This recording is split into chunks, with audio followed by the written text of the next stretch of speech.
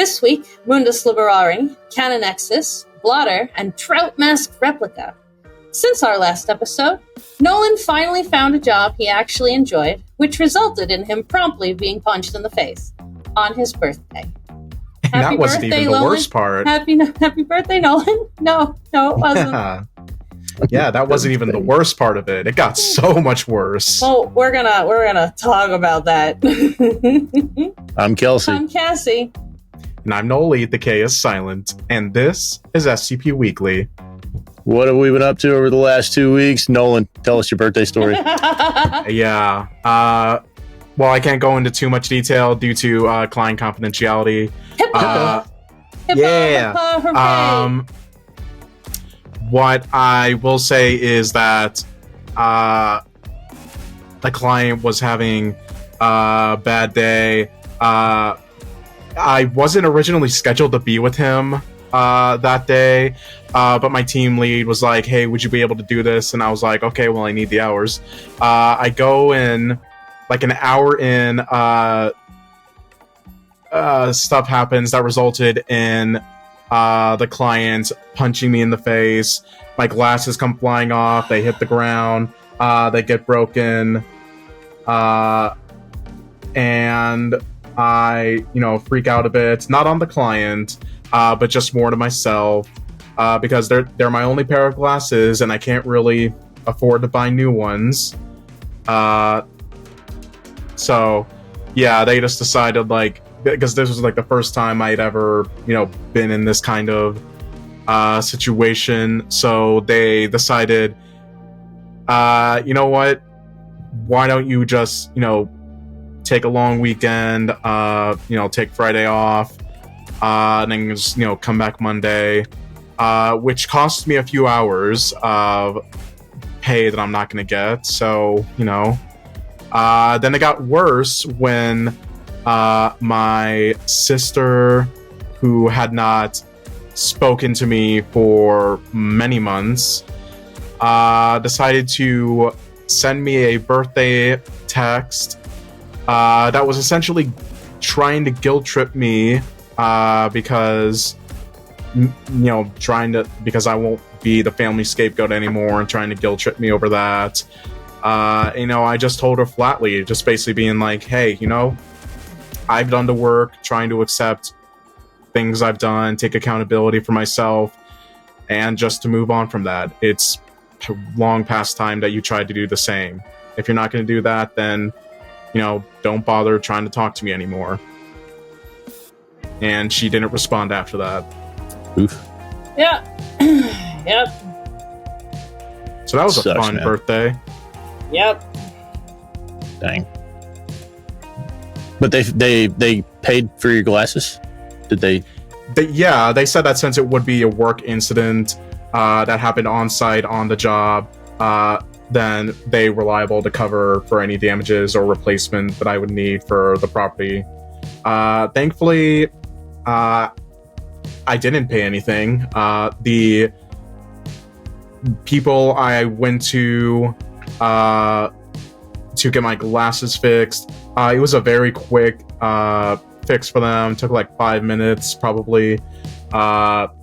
They got the leg back on. They made some quick little adjustments, make sure that's still tight on my face, replacing the nose bridges and everything.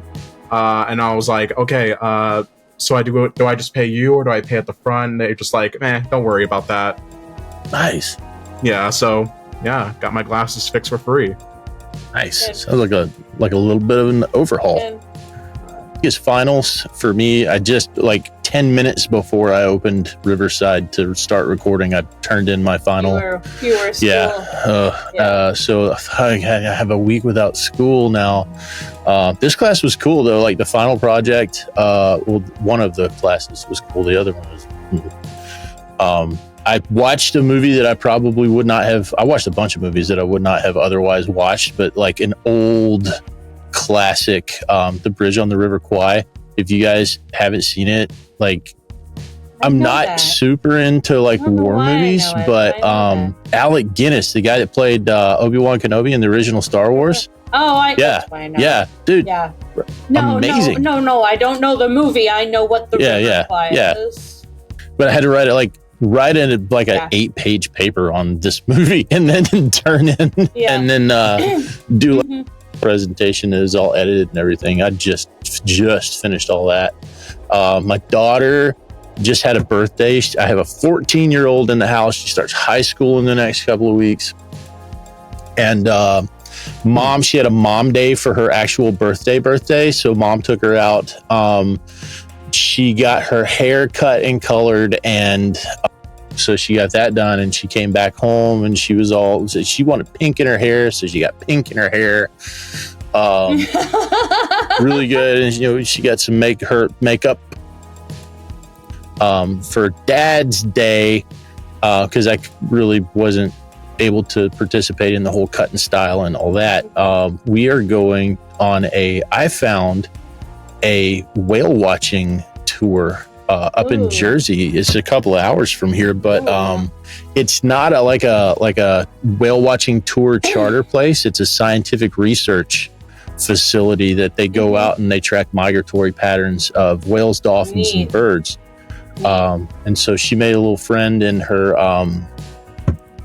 art camp that she went to a few weeks ago, and she's coming along to go on a little whale watching tour. So, and then I finished the remodel of her bedroom, trying to get her back in there before school starts in the next couple of weeks. So just busy with stuff. I realized where I know Bridge on the River Kwai from. It's in, the song "We Didn't Start the Fire"? Yeah, it's in there. It's one of the It's one of the lyrics in there. Sputnik, Chol, and I. Bridge on the River Kwai. Yeah. The Bridge on the River Kwai is also what popularized the Colonel Bogey March. That one. So it was already a British military march that was used in World War II, but that was the film that actually made people aware of it. I do that a lot. The opening scene of the original Haley Mills Parent Trap was modeled after the scene where the British troops come marching in Bridge over the River Kwai. Anyway, great movie. If you guys can stand an old war movie, really, really great movie, check it out. They tend to make me really sad, and not sad. They make me very angry. Yeah, going into too much of World War II. This one is fucking mad. British soldiers in a Japanese POW camp building a bridge. Madness all the way around. Sure. It's great. Nice. Very nice. Yeah, that's been my life for the last couple of weeks. I haven't really been up to much. I moved into a different Airbnb because I couldn't re-rent that one. I've got my fingers in an apartment I have to finish applying for. I might go see others this week, but the real estate agent, I don't know, but I've got a bad feeling talking to them. I don't know why, but... You got an agent for a rental? I mean, that's a thing people do anyway. Yeah. But, so I reached out to a couple of places on apartments.com and stuff, and one of the things I got back, they're like, hey, but they text me and not responded to my email, which is fine. I tend to get those easier, and I'm, in a bit of a state right now.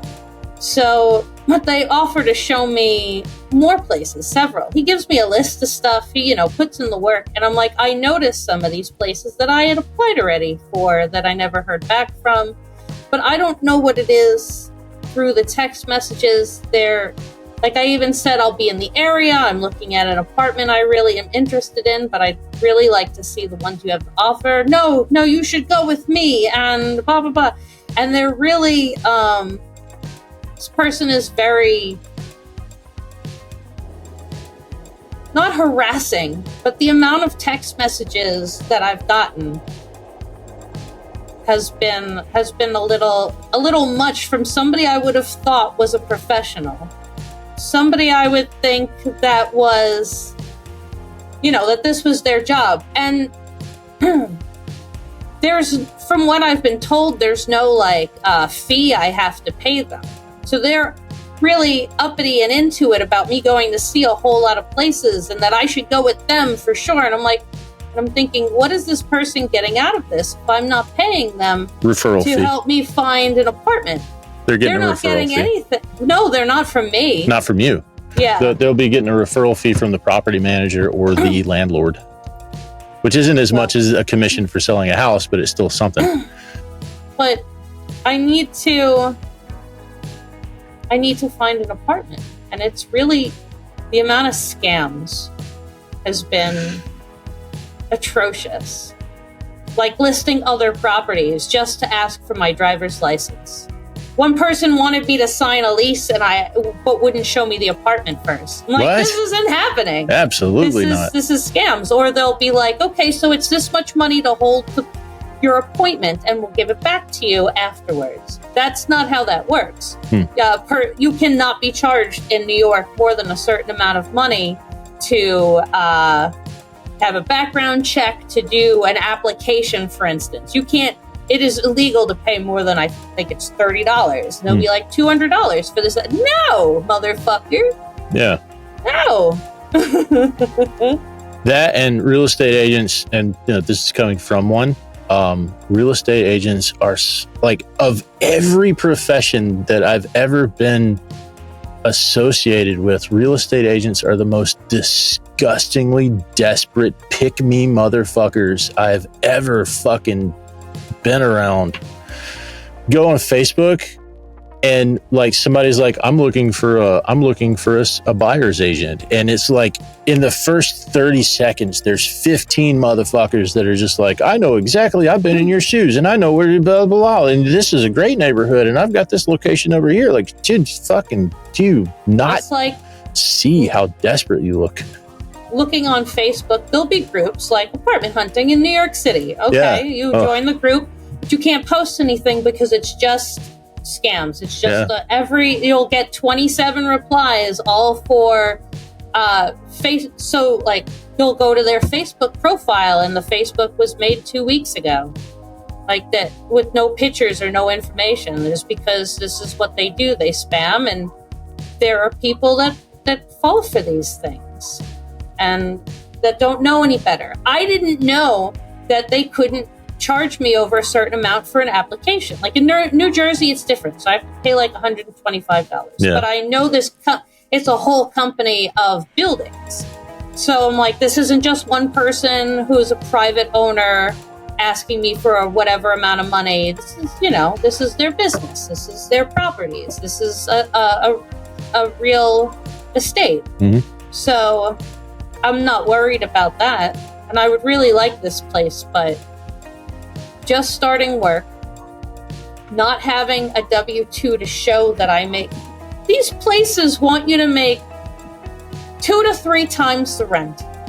And if the rent is $2,200, how much is 3 times the rent? That'd be $6,600. That's $6,600. Now times $6,600 by 12. 79, 80,000. That's minimum of how much places want you to make a year. Something I could do is get not a co-signer, but a guarantor. And there are companies that do this. But the guarantor companies in New York, I'd have to make $160,000. Why would I need a guarantor why would I live in a fucking 1-bedroom in Brooklyn? Because it's New York.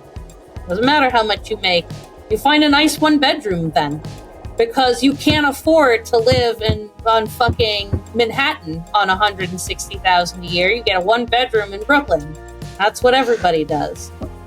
But I have major savings, but I only am going to make $40,000 to $50,000 a year, and no one will fucking touch me. So if I can get this apartment, I'm gonna have to pay 6 months up front. And that's $17,000, $18,000 I'm going to have to hand them to move in. But at least I don't have to worry about rent for 6 months. But it's just the eternal struggle of trying to deal with my current situation. Nothing it's not can eternal. Go well. This too shall pass. yeah. When, motherfucker? When? Any day now, right? No. Yeah. Maybe like 5 years from now, I'll be like, wow, I survived. Yeah, but then I gotta go now. What's now? I live in the now. All right. I talk too much. Nolan's was important, but I don't shut up. Mm-hmm. What's up next? Let's talk about on-site news. Ooh. Yeah. Estrella Yashti proposed an update to the Wiki's Guide for Writing earlier this month. The update includes a near-complete rewrite and restructure. The guide is a great place for new writers to familiarize themselves with the style of the Wiki, and for some older writers to check in and see where the trends are heading. Some notable updates to the page include expectations for those participating in writing, links to some notable essays on the writing process, and clarifying positions of the critique forum with regards to how it is used. With the massive number of new members joining the site every day, this update is a positive step, both to help new writers and maintain the distinctive style of the SCP Wiki. On August 5th, Psychic Programmers started a discussion thread about the timing of contests on the site.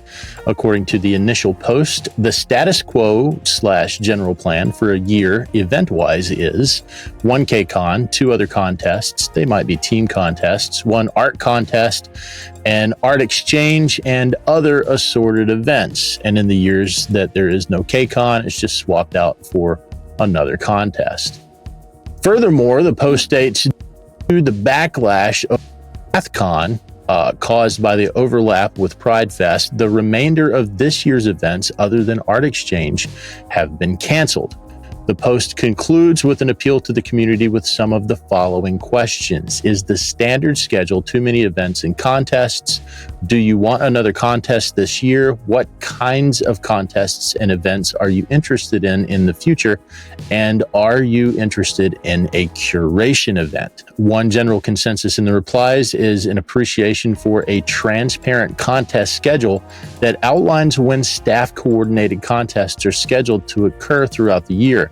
This would allow coordination with individually sponsored and international contests.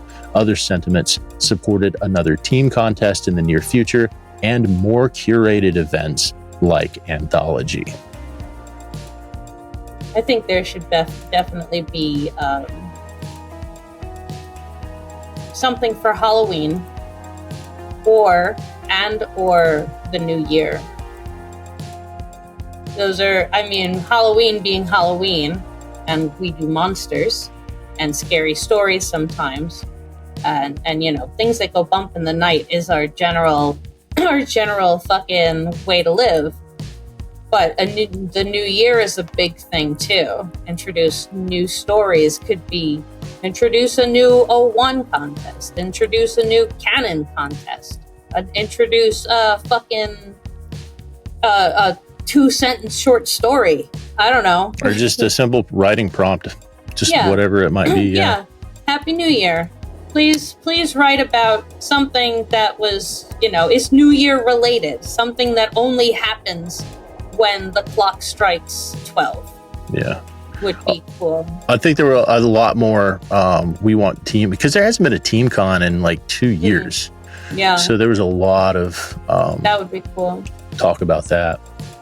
I don't think it's too many, because the art contest and art exchange are important. We are generally all about the writing, but an art contest is different, even if it's in the form of film or music. Some form of art as a contest is important for us. We as us like to showcase them, but they're not something that generally comes up on, you read stories that are scary, fantasy, whatever. You don't go looking for art made of this thing. You don't go looking for the movies until you go, oh, I want to see, something about, and you're more likely to find movies than drawings. And I think SCP art is more likely to find you than you are to find it also. Yeah. So you're just scrolling through like, wait, That's like the Rule 42 stuff we did with Cactus when he was on. Yeah. 32. The Rule 32, 42 yeah. or 32? Yeah, just 32. You're correct. I'm not. We got a birthday coming up. 42's on the mind. Yeah, no, 41 for me. 42 for you? Yeah. Oh, man. When's your birthday? Next week, I think. Really? Yeah. Happy birthday if we don't talk. Is it next week? Next week or the week after? I don't know when your birthday is? I know when my birthday is, but like it's 11 days away. Not next week, the week after. Yeah. It's soon. When you get to be like 40, 41 and you're a parent, and especially when your kid's birthday is like 2 weeks before yours, your birthday doesn't matter so much. Yeah, I'm a year older. Right. Got a couple more gray hairs in the old beard. Any on the head? Not yet. All right, cool. Press on. On to another one. School, the child, the spouse. Yeah. Had a couple of these now. It's all right. Yeah. No, I love my birthday. I celebrate it every year if I can. This past birthday was it was good. I had fun with a friend, but I wish I had done more. What always sucked for the timing of my birthday was when my birthday fell on the first day of school. That fucking sucked, man. What do you get for your birthday? I gotta go back to fucking school. That's what I got. Yep. Fucking blows. Growing up, I think what really got me into birthdays is before they changed it, the Super Bowl used to land on my birthday every several years. Mm-hmm. So I got a big party because my stepfather was into football. My mother was. Our blended family was. But I got the big parties. Which, I of course thought were all about me. They weren't. Yeah. But I was in it for the commercials. So yeah. Super Bowl commercials are everything. Nolan, you get your typos fixed? Yeah. You got enough cover? All right. Uncle Nicolini has proposed an edit to the site rules, Section 2, Item 6, regarding editing pages. The proposed edit reads, replacing an existing article of yours with a new one that is not a rewrite without first deleting the page and reposting is against the rules. The effect of this rule will be to prevent authors from posting new articles in existing slots and retaining the same number of upvotes on the new article. There is no opposition to the edit in the thread, though there is some discussion on enforcement should someone violate that rule. Yeah. Yeah. That's legit. That is. Psychic Programmer, again, on August 12th. We need to get a Psychic Programmer on the show. Can we please? Yeah. Yes, please. On August 12th, posted a continuation of the discussion on contest security, a conversation that has had many iterations since the vote manipulation issue during 8KCon that resulted in multiple bans of offending parties and a reshuffling of the top 3 articles in the con. Mm-hmm. The contest team has proposed 3 main categories of solutions. Vote filtering, which would essentially limit voting privileges to the predetermined categories of users. Vote obfuscation, which would hide vote counts and or rankings from voting users. And vote scrambling, which would employ bots to disguise the true number of votes on articles. The discussion presents opinions, some quite strong, for and against each proposal, with an additional suggestion from Plague PJP to only consider net upvote total, which received moderate support in the comments. Yeah, I'm with that. Just net. On August 6th, Dr. Bleep started a thread proposing a modification of the staff promotion process that would make special allocations for non-standard and out-of-cycle promotions. After much lively discussion, the next day they closed the thread, stating that a non-standard promotion mechanism already exists, and somehow they completely forgot about it. As always, the link to all these discussions can be found in the show notes. Go Bleep, we still love you.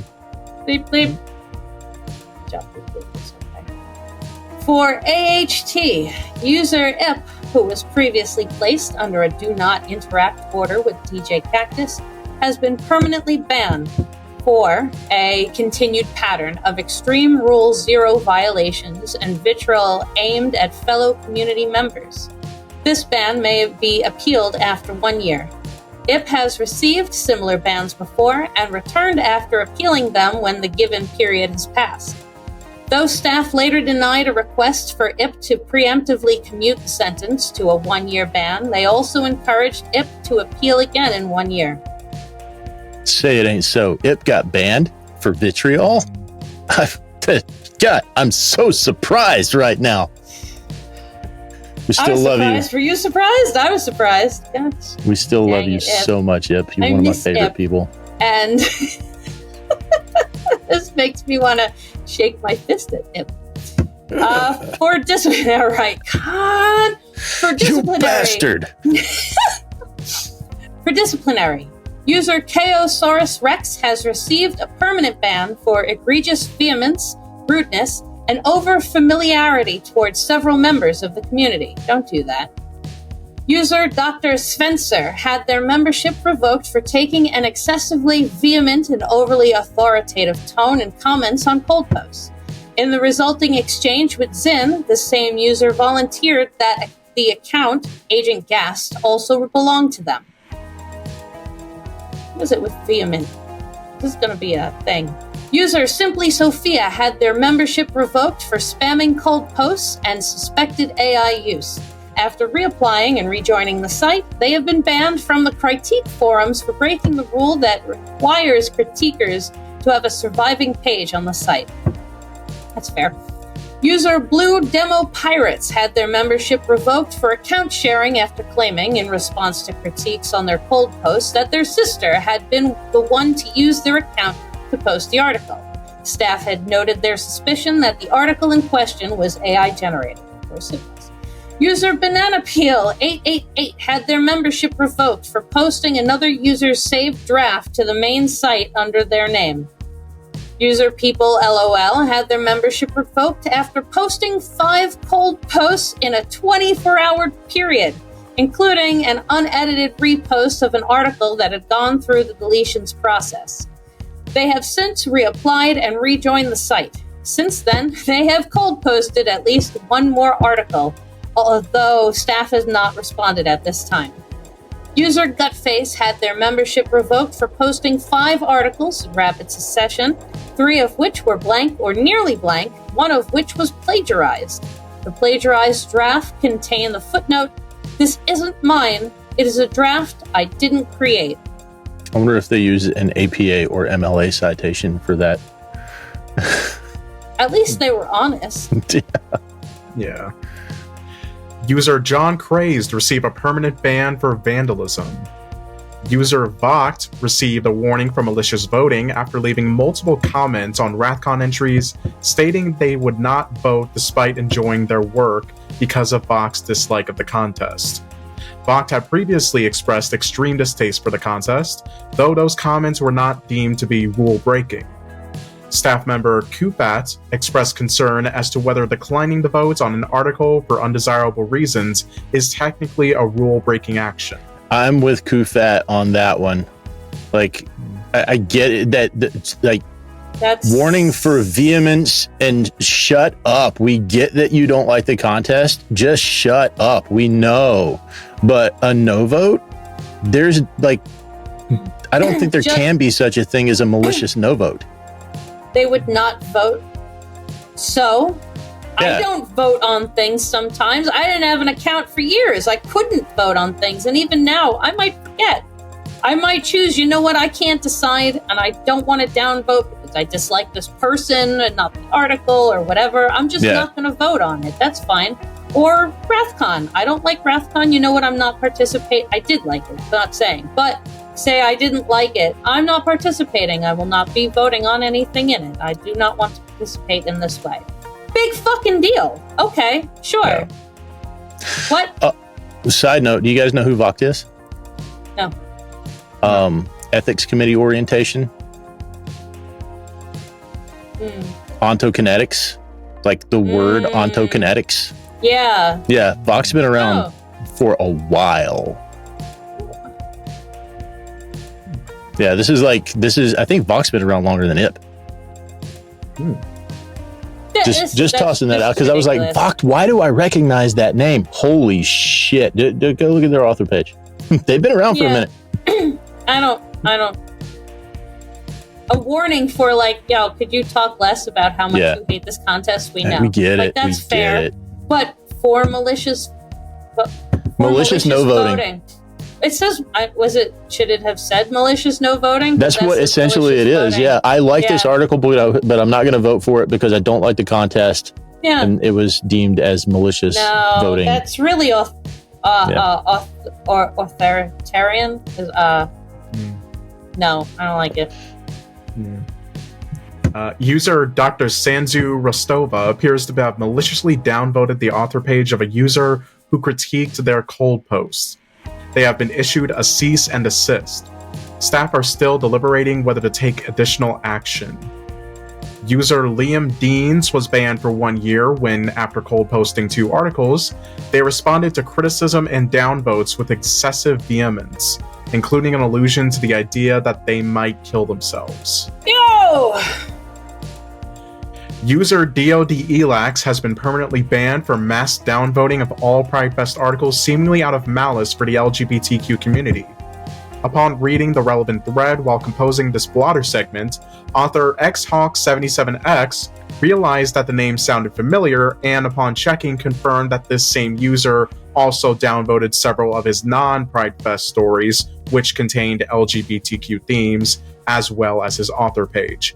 Indeed, after checking several other pages with the LGBTQ tag, it appears DOD Elax has downvoted every page with the LGBTQ tag. Bye. So they must have just clicked on the tag, seen a list of articles, and just... the amount of time that would be the easiest way to do it. Yeah. The amount of time that takes out of your life, and that's how you choose to spend that time, the little amount of time we have on this planet, that must have taken a while. What an absolute fuck. Yeah, imagine being so wrecked. Imagine being so red-pilled that you spend your entire day downvoting every single gay story in existence. The call is coming from inside the house. Not even every gay, but every gay story on the SCP Wiki. Block out some time on your calendar, bud. There's a lot of those. Yeah, we're really quite gay here. Have you looked? Have you read the room? It's just rainbows everywhere, bro. Chill. User Pokem, P-O-K-M, has received a permanent ban for an excessively vehement comment on Daisy's death and dysphoria, a tale with LGBT themes. The comment was part of a large discussion on whether Daisy's death and dysphoria was potentially queerphobic or racist, originating from members of the Chinese branch of the SCP Wiki. The comment read... I really don't want to read this. I can read it. I got it. I'm just saying I don't want to. No, I don't. The Animal Act should over. This is worse than Dado. The Animal Act should over. I do not care what this shit makes for, but if it appears up to my face, I'll give this crap 10 times long critical suggestions and DV it. Obviously, no one will be banned because this shit from a dickhead will be deleted 72 hours later. This garbage will never be praised unless the kamikaze who was always satisfied with their positive page UV it. Oops, and also no animal was harmed. But it is EN. What can I say? Fuck you, EN poets, you psychotic parasite of SCP. Stop shiting boring words with no SCP gene in. What you need is the X of MSK. If you want, no one will see and no one will argue or be harmed, you fucking kamikaze. Taste your damn fuck shit poem yourself and don't show to me. How could this page got 40 plus now? That was painful. Got through it in one take. User Lee BR has been permanently banned for a pattern of malicious downvoting on articles with LGBT themes, which was discovered after they posted another negative comment on Daisy's death and dysphoria. Boy, wouldn't it be great if we could talk to that author? I know, right? Yeah, user Clarence Who has been banned after a comment staff perceived as an admission that they had maliciously downvoted the Chinese translation of Daisy's Death and Dysphoria. User Zhao Hui 1217, not the first time I've heard that name, has been permanently banned for transphobia, trolling, and raid participation after leaving a seemingly sarcastic comment on, you guys want to guess? You want to guess? Daisy's Death and Dysphoria, which read, "Gosh, LGBT is not to be desecrated. People who discriminate against LGBT should be burned to death." User SJX07 Skylight_Cloud were banned from the Chinese branch of the wiki for transphobic comments on the Chinese translation of, say it with me now, Daisy's Death and Dysphoria, and were then banned from the English wiki for maliciously downvoting the original tale. Oh, we need this author. Damn. Yes. Go read it. Like, before we have Trout on, go read it. It is amazing poetry. I'm looking it up right now. Oof. Jesus Christ. Yeah. You know what? While you do that, sorry, I was going to say, when Trout comes on, I'll ask how she feels about us doing a reading of Daisy's Death and Dysphoria on the show. Just for an extra, here's a middle finger. Yeah, here it is. Since our last Blotter segment, 17 other users have been disciplined for posting AI-generated articles. I really miss reading out all of those names, though, I gotta say. I really get a kick out of... Used to be almost 60 a month. Just AI. I'll take 1 million AI people and not any Nazis or bigots or transphobes. I will read every single fucking AI motherfucker for days rather than that. That's fair. Oh, God. All right.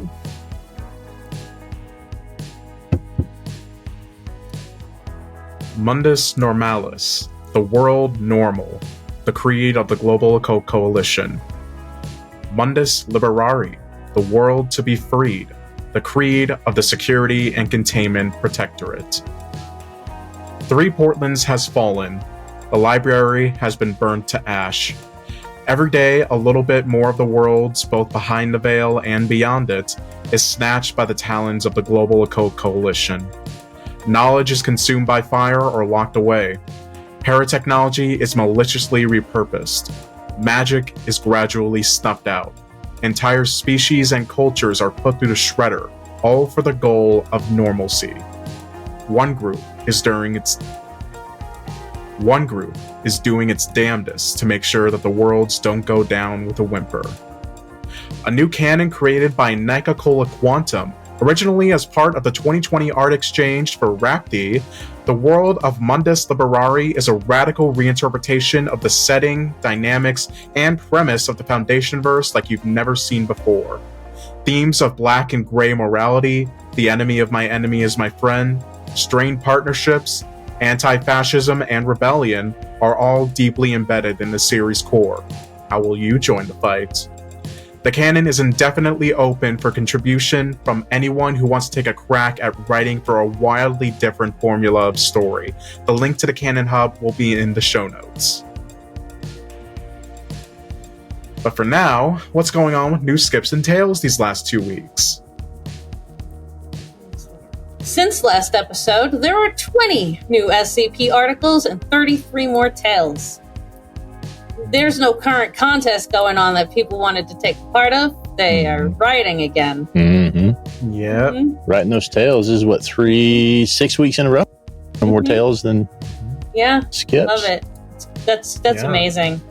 Tales is really where we are at the moment. I mean, 8,000 monsters we have locked in a basement somewhere versus stories.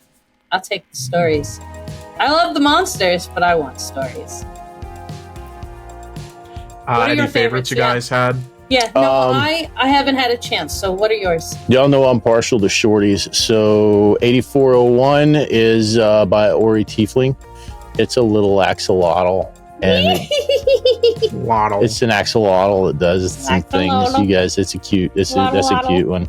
I do have a soft spot in my heart for like cute SCPs, and it's funny too. 8619 industry standard. Again, that I've heard nothing but good things from other authors about industry standard. I have really nothing but good things to say about the things that I've read from industry standard. This is some body horror. Ekernak, watch out. This is a fucked up appendicitis. Check it out. Be reading that. No. And check it out now, because in the comments on the article, they said that they're not quite happy with it and they're going to do a rewrite. But I think the article as written deserves to be read before they do that. And I'm looking forward to what it turns into if they're going to make it better. Yeah. And then read it for me. 8885 by King Meatballs. Sounds like a relative newcomer. It's a dating website for fish called Plenty O Fish. Love it. And I think that Foundation discovered it when one of the researchers, Goldfish, was discovered to have an account on the site, and it's hilarity ensues. What? 8885, go for it. Yeah. My favorite that I found in the last 2 weeks was SCP-7523, The King of Beverages by Clacky2000. And the way Clacky describes it in the comments section, an article about a con man, a conspiracy, and an anomaly taken for granted. But more importantly, an article about the cool, refreshing taste of Dr. Pepper. It's literally does this article have anything to do with like the policy we talked about last episode with where we're banning corporate sponsorships? Not really. Essentially, what this story is essentially it's centered around a researcher with the legacy archive department, essentially trying to update they update old documentation that the Foundation has and getting it into their systems and everything. And this one was very old anomaly that they've had on record, dating back to late 18th century, late 19th century, I should say, late 1800s.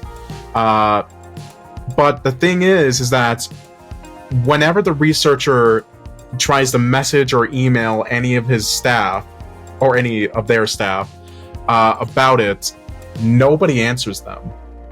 And it's not like, the messaging system is down or it's fucked up with, because they message about literally anything else, everyone always responds. But if it does anything to do with this specific anomaly or even about Dr. Pepper, nobody responds. Literally, it's because they would just be like, didn't you see my last message? And they're like, what are you talking about? There was no other message. They literally cannot see anything about what they're trying to say about this anomaly. And you read the actual documentation itself. And essentially, it's... Oh my goodness. The discovery of, the creation of the soda brand Dr. Pepper, except... what's different about this is that it's not the actual Dr. Pepper that everyone has, because apparently it just shows a picture of the creator of the soda, Charles Adderton, and apparently is in Foundation employment, with the special containment procedures being very short, saying that Charles Arterton, after being brought under the Foundation's employ, has freely assisted in the containment and concealment of SCP-7523. His company has been formally dissolved, and the chemical formula for SCP-7523 has been secured. 1 bottle of SCP-7523, 12 fluid ounces by volume, remains.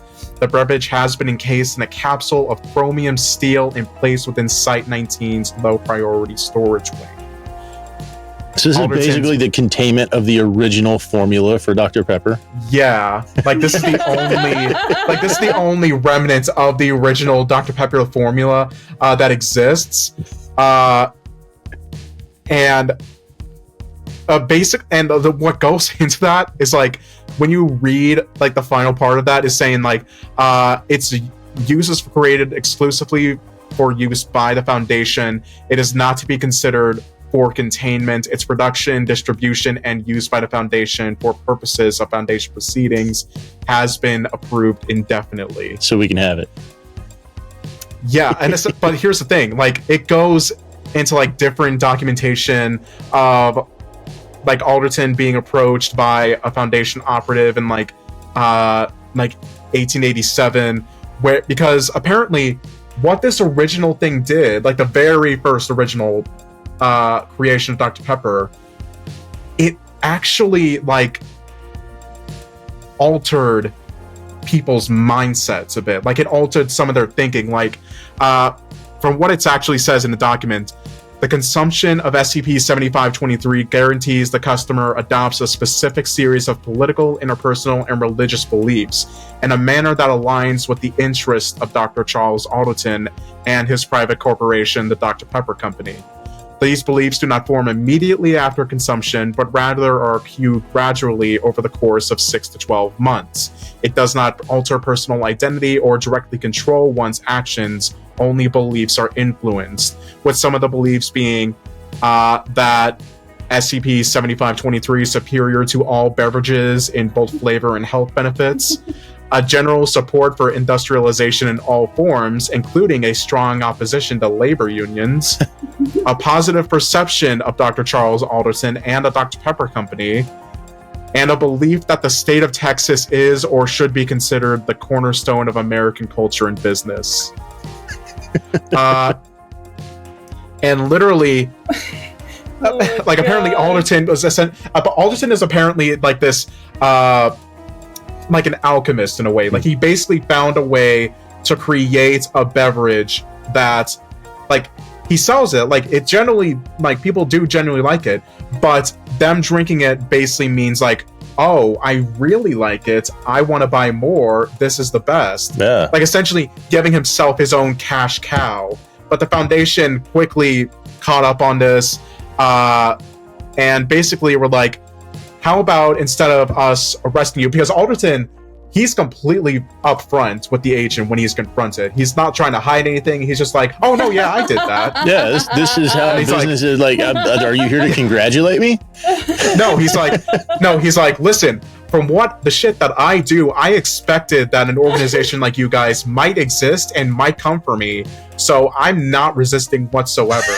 and then the Foundation was just like, okay, instead of like, you know, throwing your ass into, you know, the rig, why don't you make use of that and just work for us? And again, like, more of it goes on, and essentially Alderton's like working on like different formulas. Essentially, one, like, in the next conversation he has with the agent, he's like very confident in himself that like, oh, this is gonna work, this is gonna be what we're looking for. And he's like, wow, you're very confident, are you? He's like, yeah, because I actually made myself confident, showing that the brand that he's been drinking literally gives him the confidence that, oh, I can do this, I'm the best at this. Literally drinking confidence from a bottle. Sounds like MAGA juice. Yeah, but the story quickly kind of goes a turn, because he subtly like gets the agent to drink a little bit of his formula, to where that it's like, oh, you thought he was just like regular self-confidence. No, specifically confidence in me. So essentially, like, this guy is like subtly like altering the beliefs of like different personnel to being like, hey, this guy's actually on top of it, he's a really good asset, we should, you know, be confident in what he's doing, to the point where he actually is the creator of amnestics. Like, he found a way to actually like alter people's specific memories and like alter their perception of normalcy. So essentially saying like, is this like a non-canon, the original recipe of Dr. Pepper is the amnestics origin story? Yeah, this is like its own origin story, to the point where it's like Alderton, who basically so much has become kind of buddy-buddy with the administrator, basically reveals that he's been using his shit to basically like allocate shit ton of Foundation funds to himself on the side, and he pins it all on the agent that he first interacted with, and even like using that like amnestic for like gaslighting, basically saying like, oh well, you couldn't have done that, but didn't you though? Like, couldn't you have possibly done this? To the point where it's like the agent himself, like when he's trying to defend himself, he's like, no, I mean I couldn't, but right, I couldn't. To the point where even the agent himself doesn't even know if he's actually innocent or not. And all this time, like, the researcher doing this is still trying to like contact others about it. Nobody is listening to them whatsoever. And then it just ends with an email sent from like the department head to the rest of the staff saying, "Hello all. As some of you already know, Murphy Madison has been admitted to Site 19 Psychiatric Health Center and will be out of the office for the immediate future. While I cannot speak to any details, I am happy to report that they have responded well to amnestics and are already eager to return." Ooh. Spooky. Yeah, it was a fun little story that I just really enjoyed. I'd like to see somebody do a New Coke SCP in the same universe. New Coke was a VKTM initiative that got thwarted by the Foundation. It was actually the best thing ever, but we don't remember it that way. Let's take a break, and then we'll be back with off-site news. Dr. Gray, what are you doing here? Intern, I thought no one came to this closet. So this is where I go to read my real crazy fan fiction. And what's that you're reading? It's, well, you're not dangerous, so I guess I can tell you. This is Confinement. It's a comic series. It's about a guy named Connor who responds when he dies. Really? That just sounds like a whole lot of bung to me. It's absolutely not. It's actually really good, but I've been keeping it a secret for now. I don't want Dr. Bucket to get any ideas on dangerous tests he can make me do. Connor can afford to die, but not me. Wow, that sounds excitingly veil-breaking. Do you know where I can get one? Thanks for asking, Monica. All you need to do is look up SCP Confinement Kickstarter, and the pre-order page should be the first result. And even if you can't get in on the pre-orders, the comic will be for sale on the unredacted Etsy store after the Kickstarter ends. Awesome. I'm already so excited to get mine. Oh, maybe I can show them to Grim.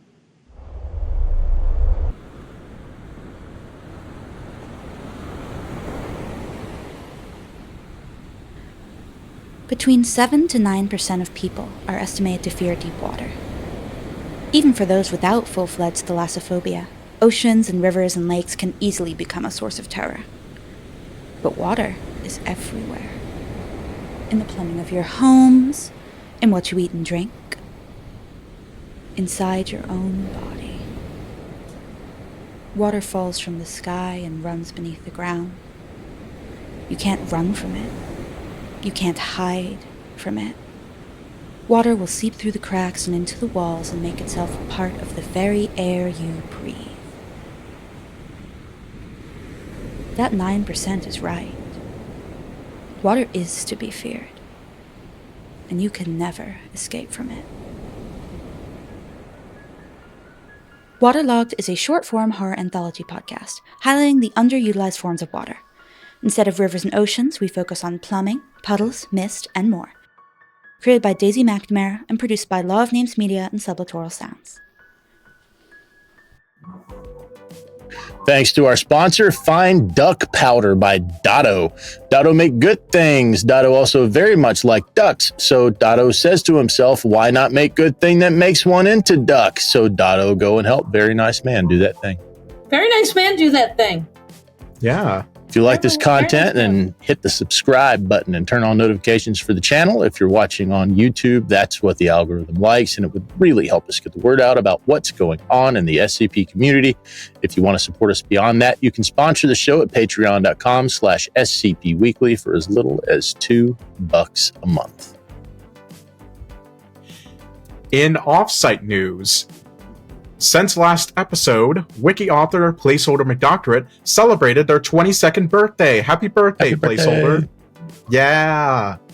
As a birthday gift to him, several friends, including Harry Blink, psychic programmer, and Billith, designed a new space for authors, artists, and fans alike to write, read, share art, talk about, and brainstorm different canons and series projects in depth. If you've wanted to interact with some of your favorite authors and creators like Fantem or Tiefling, Grigori Karpin, and Radiger, yes, Radiger's there too, and she probably will kidnap some of these people, and discuss your favorite stories with them, and even help create new ideas for the future of the wiki, this is your opportunity. The link to the Discord server will be in the show notes. This is a permanent invite link. So unless, Billith and the rest tells us to take it down, it will be up there for the foreseeable future for anyone to join. Nice. Nice. Hello. Hey! Hello! It's the fish Hello face. Can you hear us? Well, yeah. Let's make sure you I get can hear everything you. all good. Mm-hmm. All right. Mhm. Nice, nice. I'm in. Yeah. Anyways, hello, it's TroutMaskReplica and SCP Weekly. Hello. Hello. Yeah. I lost my place. Here's our guest, TroutMaskReplica. Let me do that again. And here's our guest, TroutMaskReplica. Yahoo! Hello. Hello. Hey, Dick, Applause and edits. can we call you Trout? Is that okay? That's all good. Go ahead. Fishy, fishy, fishy, fishy. I did a little bit of preliminary research before you, when I found out that you would come on the show, and TroutMaskReplica is the name of an album. Oh yeah, dude, it is one of my favorite albums of all time, and it's one where the title itself is so. The title alone is something that's interesting. A lot of albums are mostly like phrases. It's just like, here's a weird thing. The album itself is fascinating, and by fascinating I mean it sounds like music. Sometimes it was. And, okay, if you want to know, Frank Zappa, experimental musician, prog rock guy. He helped produce the album. There were several times during the album where he told Captain Beefheart, the main person behind it, "You can't do that." Well, too bad. Yeah, it But is. Frank very Zappa cool. said no. Yeah, Frank Zappa, Done it. saying Yeah, "Hey, got it. man, that's a bit." Love it. You got to check this album out. Captain Beefheart, TroutMaskReplica. It's very. My favorite part is how the first song is only 2 minutes. Yet the first time I heard it, it felt like half an hour. It was. something. Interesting. I love the album cover. Yeah, it's a very good album cover. That's pretty great. There are a lot of times where the majority of it's a very popular album in the underground prog rock and just very avant-garde experimental rock groups, but it's not something that everyone recognizes. So of course. Reading this thing, Zappa would say of Van Vlet's approach that it was impossible to tell him why things should be such and such a way. It seemed to me that if he was going to create a unique object, that the best thing for me to do was to keep my mouth shut as much as possible. Exactly. And just let him do whatever he wanted, whether I thought it was wrong or not. What? Exactly. Love it. It's We are fascinating. putting that on a list. Amazing. I'll listen to it later when I'm playing Diablo. Yeah. Okay. What's up? What's up, guys? Before we actually start off with the interview, we're just going to break the ice with the game of Fact or Myth. Trout, I messaged you about it before the show. How the game works is that you give us 2 statements about yourself. It could be about anything. And we, as well as the audience, have to decide which one is fact and which one is myth. All right. First one is I've almost had a brick wall fall on me. And the second one is that I have been to 7 different states in 1 year. Nice. Yeah. So I've done similar. One's fact, So one's yeah, fake, that's Good. absolutely believable. So yeah. Nice. Yeah, I love it. Yeah, we've definitely had a lot worse on this show. Yeah. Yes. I am. Listen, Those brain to are. work sometimes. Nah, you're fine. Are we picking? This is actually a tough one. Are We picking, pick the fact, Cassie. We always pick the fact. Every time we do this, we Look pick the fact. here, young man. I think a brick wall attacked this poor person. Mm-hmm. I'm gonna have to go with that too. I think we were attacked by a brick. Oh, boy. Several bricks, in fact. Oh wait, you can't. You don't actually tell us. Oh my God, You don't I'm actually so tell us. stupid. I am okay. Never mind. Here's Nolan. Listen. Okay, nothing happened. We'll cut it. Cut it out. Cut it out of the show. Just cut it out and out. only We get And to after I guess. specifically told Listen, you not to tell. I'm sorry. I cut it out and just pretend like, oh man, it's so Gotta- cool. We're gonna Oh. put it in our script to say, "Don't tell us now. We'll I- ask you next show." Whoopsie daisies. Well- I blame Nolan. Can't believe it, Nolan. No, I can't be know. blamed for this. Yeah, no. Whoopsie daisies. We'll cut it out. I don't have many interesting clips about myself. I have a very boring life. That's like the closest thing I No. thought of. Perfectly. I have a very boring life and nothing ever happens to me. Could be a fact or a myth. I'm going to leave all that in. I'm just going to bleep out the answer and just Yeah. it just includes some Yeah. random bleeps. No Yeah. reason. Beep, beep, what? beep, beep, Which one? beep. That was the one. What? And then I'll bleep it out. I'll bleep it out with some vaguely obscured Captain TroutMask Beefheart. replica. Yeah. You should play something. What are they going to do? Demonetize us on YouTube? Yeah, come on, Right. bring Yeah, it. probably. Let's I mean, go. come on, it's Come at Frank me, bro. Zappa. Frank Zappa ain't exactly very Oh man, I have no idea what I- it could be. We don't know the answer until Joke's next on them. We're not even close to being monetized. Well, good news. I am injecting you with my beam, so now you forget everything. Sorry. Yay! I What are don't we know doing? anything. I think the brick wall attacked I you. think, therefore, me no. That's how it goes, right? I think therefore Trout. Perfect. That's how it goes. Yeah. Trout in a hat.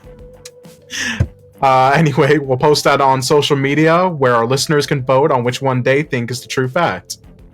Okay. And now, going into the actual interview portion. These you It's can only a answer few questions, right now. so we're not gonna. I can answer. Me You can answer smart. these right now. Yeah, these are go. Yeah. You answer them now is perfectly fine. Trout smart. Yeah. No, yes, I understand. You SMRT. asked me 3 interview questions, and I answer them next week, of course. Yes. Yes. Yeah. I got of them course, really yeah. hard. 3 Okay. months from now. Next week when we don't have Psychic Programmer on, we'll never get Psychic Programmer. We want Psychic Programmer. I will. Don't worry. I'm good friends with him. I can annoy him. Do it. Nice, yes, I do am it. friends with Do so it. many authors where I can just bug them about things and they'll listen. Yeah, This is the way we get our best guests. Good. friends. Yes, with friends. I can Yeah. annoy Clef. Do it. Yes, Hell do yeah. Oh man, What? get us Clef. it. If this interview ends and you still like us, please do. Let's see. I wouldn't even know what to ask Clef. Like, how does it feel Who being are so you? old nobody cares about you anymore? Listen, how do you feel that people think that you're just a character? that this is an act you're putting on right now. How does it feel for your desk to be more popular than you are? Come on. Listen, okay. How hard was it to pick ukulele over dulcimer? I mean, did you really struggle with that choice? Or? Okay, Oh man. this is about Trout. Let's get back to Trout. Fish. How did you fish trout? Anyways, Trout fish? Fish trap. anyways, last question. What got you into SCP? How did you come across? That is a long story. Yeah, look, that's Okay, what we're here Let's for. go. I All first about some long stories. remember, I remember reading it right, shortly around the time the 3000 contest was coming to a close. Mm. So that's like 2017. I'm there. I think- That's right about the time I came in too. Yeah, I think it was I was definitely a bit too young for it, but I remember. I think it was definitely a popular. I'm trying to remember if I'm getting mixed up. Was Containment Breach released before 3K? Because it probably was. I think Containment Breach was before 3K, but the Markiplier explosion of Containment Breach was right around that time. Yeah, I think it was any certain amount of YouTubers who made a video on it. It's like, oh, that's cool. I don't know about it. And Containment Breach started in 2012. Oof. Yeah, in the 3000 contest. It's a big oof. See, I know the 3000 contest was like 2017, which, yeah, that's. Let me see, history. Yeah, that was 2017-ish. Which every time something is like 2017, I think, man, that's a year before Super Smash Bros. Ultimate. Which then I realized, oh man, that game is old. Nah, that game's like 9 years old. Or whatever. I don't know. Time's scary. But yeah, I remember like It holds up. It holds up. And I was reading a lot during the 3000 and 4000 numbers. Of course, 2000, 1000, 0. And yeah, from Series 1 to Series 6, I remember reading a lot of that. I ended up falling out of it and just forgetting about it for a while. And I remember like, huh. Like, I remember like one of my other friends just really enjoyed the idea of it. It's like, oh, that's cool. I should read some more of that. And then I rejoined shortly. Well, I started reading again around when the 2022 anthology came to a close. So I thought, oh, that's cool. It's a lot of cool SCPs to read. And I ended up reading it. I got very invested in it. And then I just realized, oh, wait, I can do this. So then it ended up with me just like trying my own ideas. My first article is surprisingly still up. And we're glad you did. It's very mediocre, but I plan on rewriting it someday soon. But then that just happened, and I just ended up like, oh man, this is fun. And it just sprouted on from there. It was only a year ago my first article dropped. Nice. What would you say is the most fun part about the process?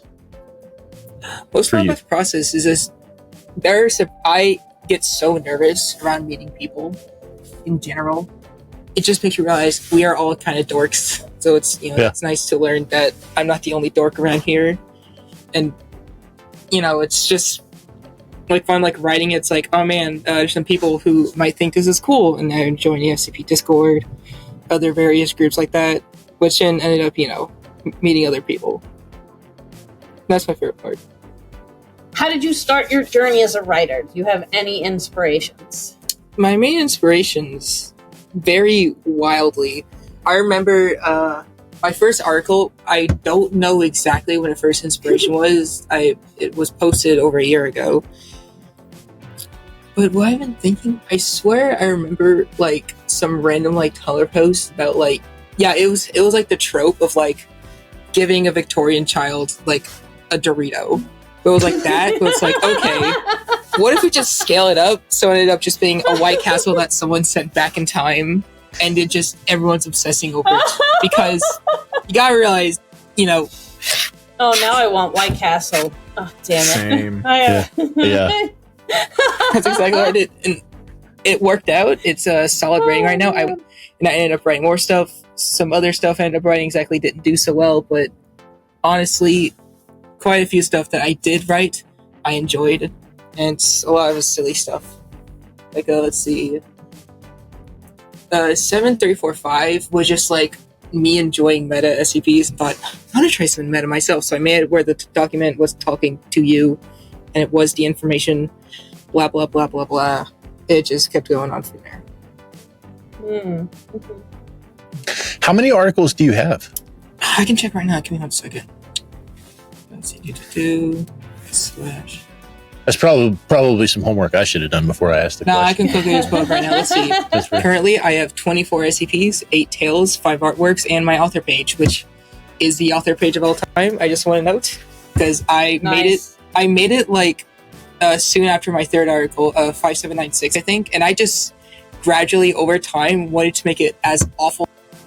So currently, sometimes there's so much going on, including the fitting text. Oh no! More than 70 different rating modules. A broken PayPal module, which just has syntax error 20 times on it. And it's just gradually getting worse and worse. And I allowed it as a collaboration, which means people can just make it worse if they want to. That's the impact I want to leave. Hey, dipshit, read my shit. God.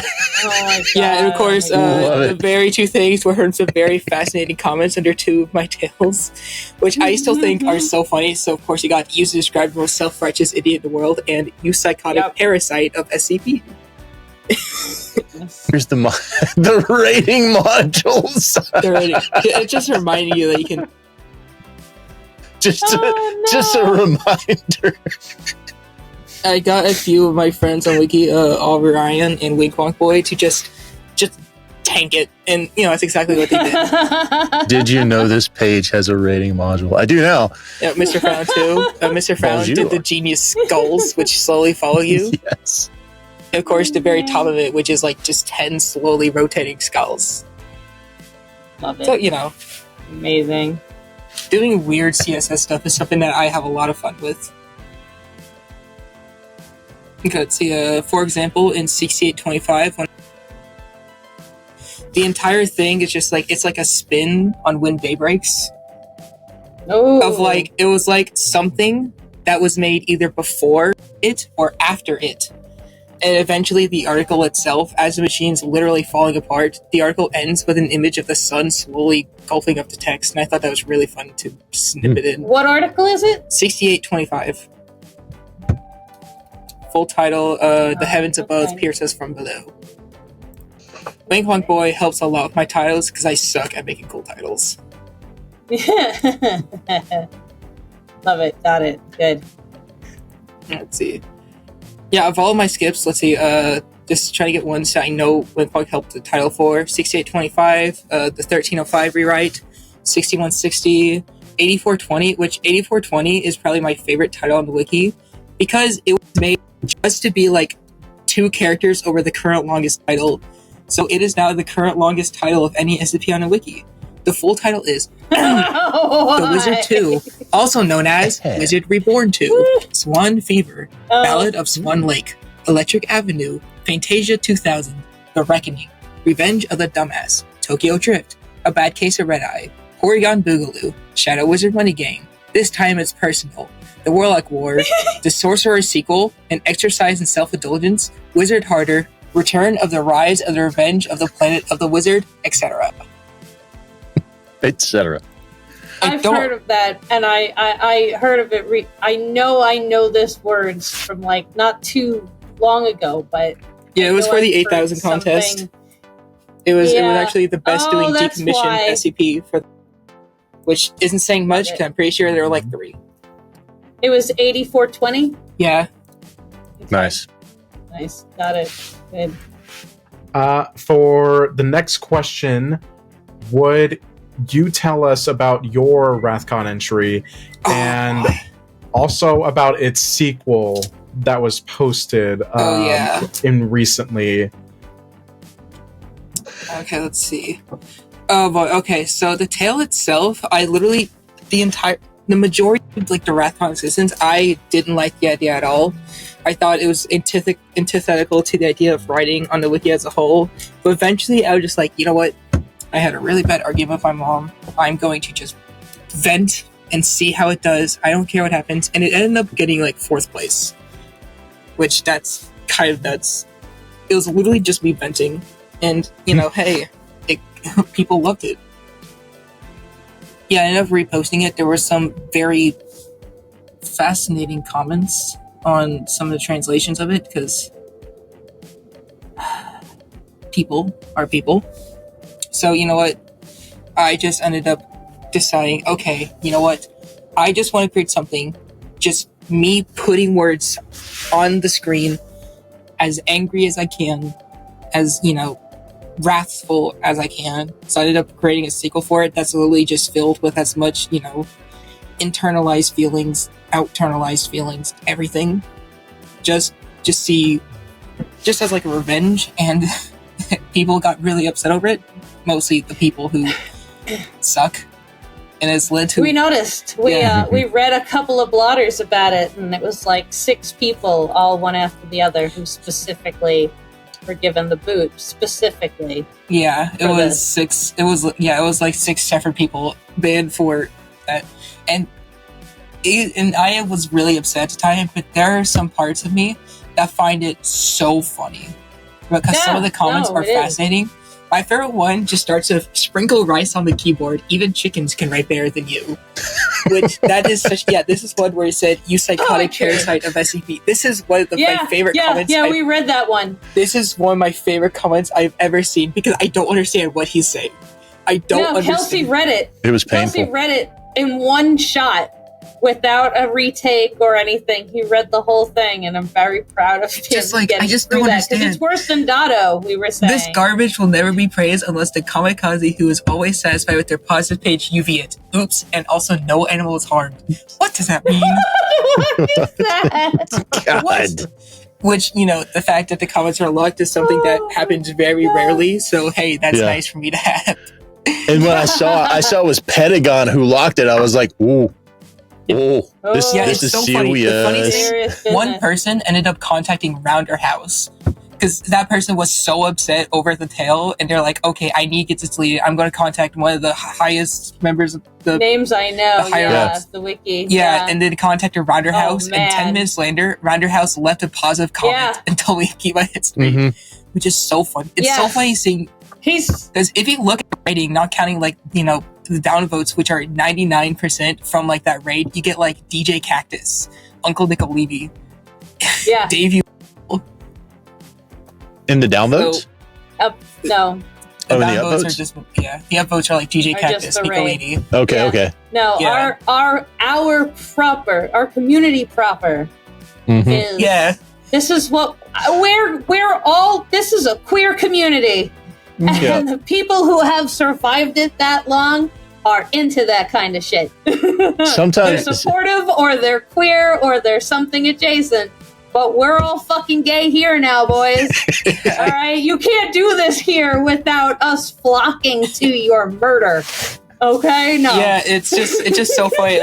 I still just think that's the funniest thing that you can do. It's I am so upset this. I'm going to contact Rounder House. He is adamant we need to get this deleted. And he's like, oh, cool, this rocks. Yeah, guys, bet. Way to go. I really like this. Rounder House said bet. Fun facts, Rounder House is actually joining the D&D campaign I'm in that's being led by Dr. Sumerian. Dang. All the time. Yeah. You guys should stream that on Twitch. You'd make money. He actually does stream, not our campaign, but does stream a little bit of D&D on Twitch. Nice. Yeah, I know Clef streams sometimes. Yeah, Clef also used to be part of the campaign too. Is Clef a DM? I don't know if Clef is a DM. If Clef was a DM, we should get Clef to be our DM. Oh my god. Okay. We can ask if we get him in an interview. We can ask. That would be too much making fun of how old we are. No, everybody back and forth you're old. No, you. You. Yeah. All right. I'm the youngest here. You're the baby. You're our baby. Oh, don't make it weird. No, he's just our little friend. The details of this relationship is already awkward enough as anyways. What's next? Family dynamics into it. I love my small friend. All right. Any authors on the wiki you would like to list as inspirations for your writing? Okay, I remember. I ended up making a list for this when I first got my first 100, which was kind of nuts. Let's see. Baby Fool and Plague PJP are the main ones. Because they know how to write silly stuff and also just occasionally just dump with some of the most nuts things ever. And then also Harry Blank, Placeholder. There's a few smaller ones that I would like to thank Can you think of the smaller ones to give us? Yeah. Give me one moment. Yeah, no, it's fine. I would love to hear the smaller artists. Wink Wonk Boy is a very good friend of mine. Helped a lot with that. Very nice. We always hear about the bigger authors. I want smaller authors as inspirations or something I want to hear about. Yeah. Also, that guy that time, really, really good too. I know that name. Yeah. Fishish. Fishish is still, Fishish has done quite a lot on the wiki with the unreality department. But Fishish is still a really good inspiration and a good friend. Yeah, and let's see. and Yeah. not usually on a list of people when they think about name the top 5 authors on the site, and there should be a fishish on that list somewhere. There's also big thank you, especially big thanks to Cubeflix. Cubeflix has been with me since like 6289, and is just generally an incredibly good friend who has created some incredible articles that I think needs so much more attention.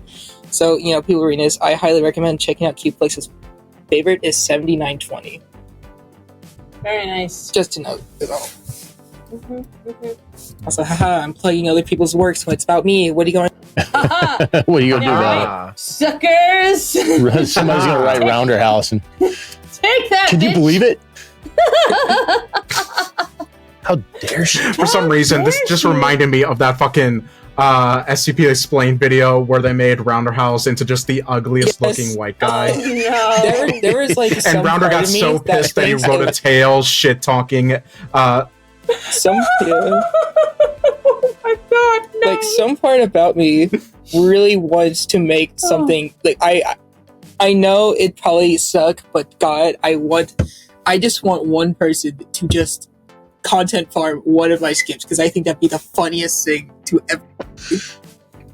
Love it. Yeah, it lets you know you've made it. It'll be the only rubber I ever watch again. And that's it. Unfortunately, I will it's watch the pronounced rubber rubber. if it's one of yours. If you could choose, though, which Ooh, content yeah. farm would you prefer to do one of your articles? Do you have a favorite content farm that I can set on fire?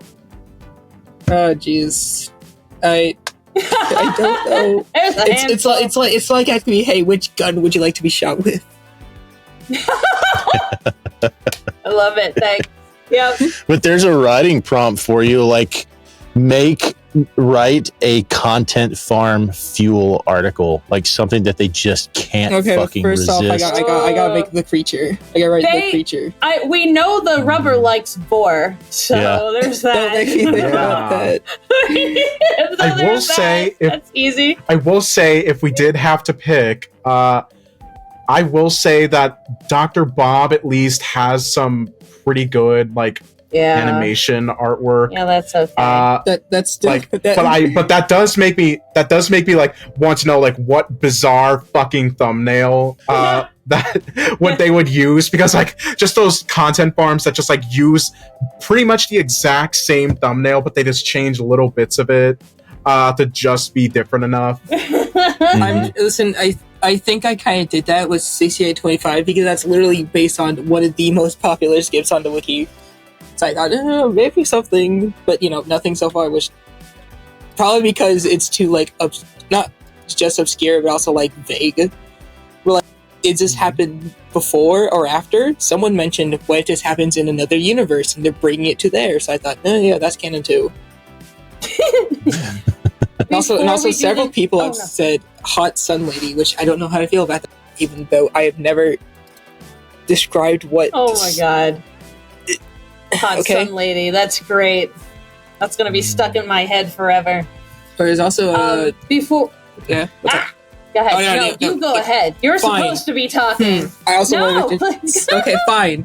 6289, which was my first silly guy, just whispered, which I am a fan of because I wrote the entire thing because of the first image on the article, which I found on Wikipedia. It's literally about a computer wizard that protects your files. To a comical degree. Love it. Nice. We wrote it down. Nice. Protect the files utilizing dark magic for security. The wizard. Wizard. I protect your files. Wizard. Love it. Wizard needed student to protect his homework folder.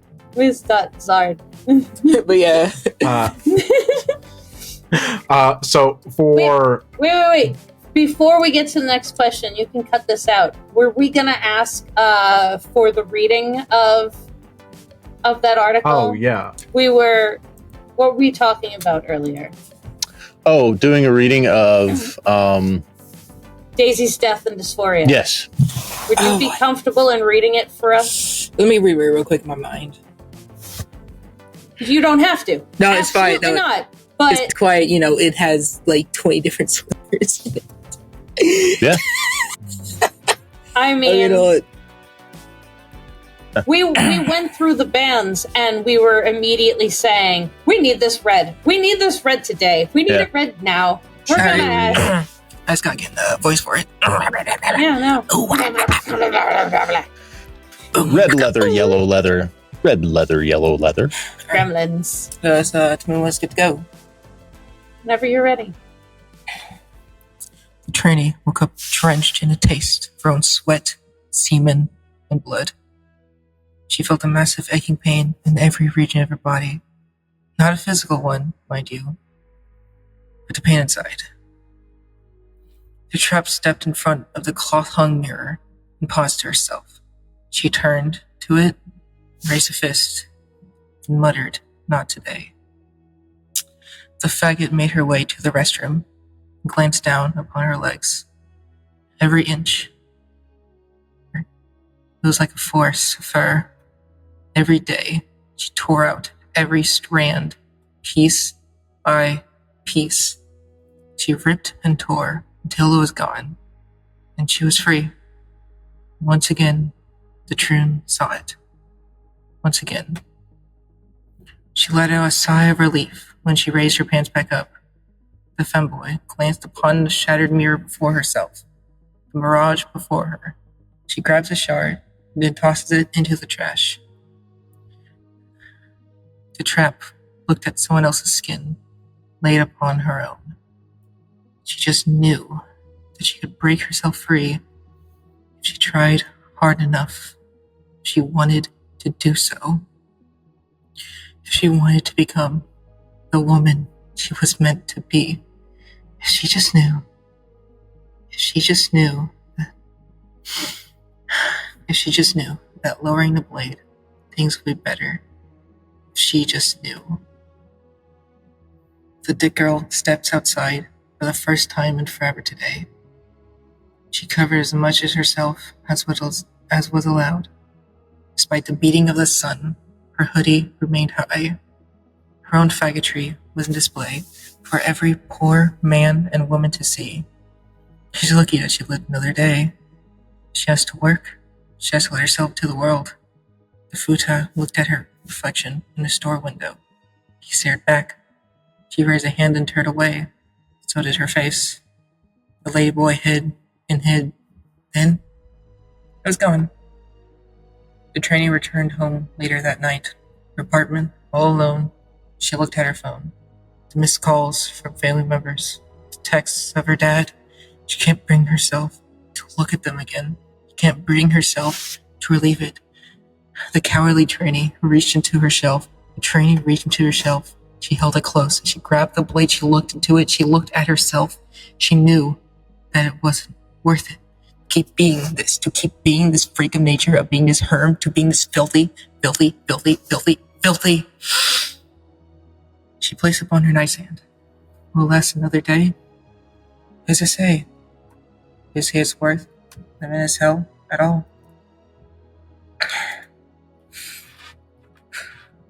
This is for you. Go to hell. Bada bing, bada boom. Anyways, that was intense. Thank you. Thank you very much. We appreciate that. Thank you. The rage and fury and loathing and the loathing for the perceptions that others force on you. Yeah. And the loathing that generates, like, it all comes out. Yeah, I think I remember first starting to write this at 3 a.m. or sometime really late. The picture at the start was actually, I got one of my friends, Dado draws. Really good artist, really good buddy. Draw something simple. So I thought, a skull. I don't know, couldn't think of anything cool. So, it's also really neat. Yeah. And the rose I just found on Wikipedia. Yeah, furious and glorious and beautiful. Thank you for that. That's the first time we've had a poetry reading on the show. Congratulations! I've been doing a lot of more poetry stuff lately. Groundbreaking. Nice. Yes, Yeah. but please do more. Yes. Because I've clearly been there's definitely something. I've said it before. The wiki, I think, could use more poetry.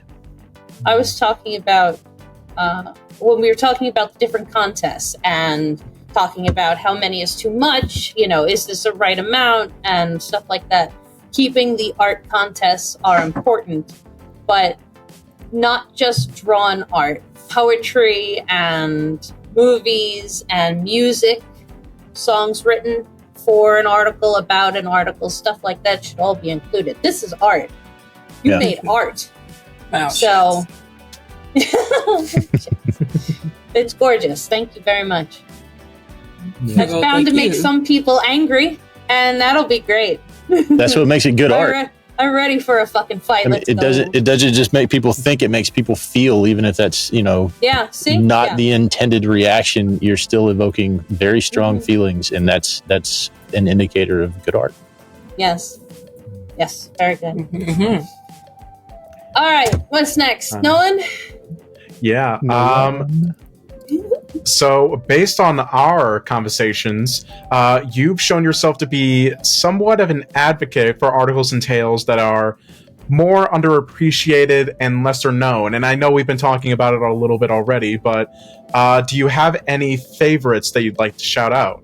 Oh, yes. There's this one. I gotta remember the name of it. It is one of my favorite articles on the wiki. I think the writing is fantastic, and it includes music in its own, which, as 6999 has shown, I love when a skip just has music included in it. Let's see. Which one is it again? It's 7915, Celine's Serenade, An Ode to the Moon by Cows Can't Go Moo. That is a phenomenal article that I love so much because it's about being alone and being desperate for something, for attention, for love, and also the fact that the end blog just casually music playing along with it with a phenomenal article. It's just great. It's really good. It's about the moon. It's about saxophone, and I love articles about the moon. Like cows can't go moo. That's not the first time I've heard that name. Yeah, no, we know that one. Yeah. We know that. And I asked this question because Trout, you and I have known each other for probably a week. I don't know if it's looking at our Discord chats. Yeah, about a week, about on the 12th.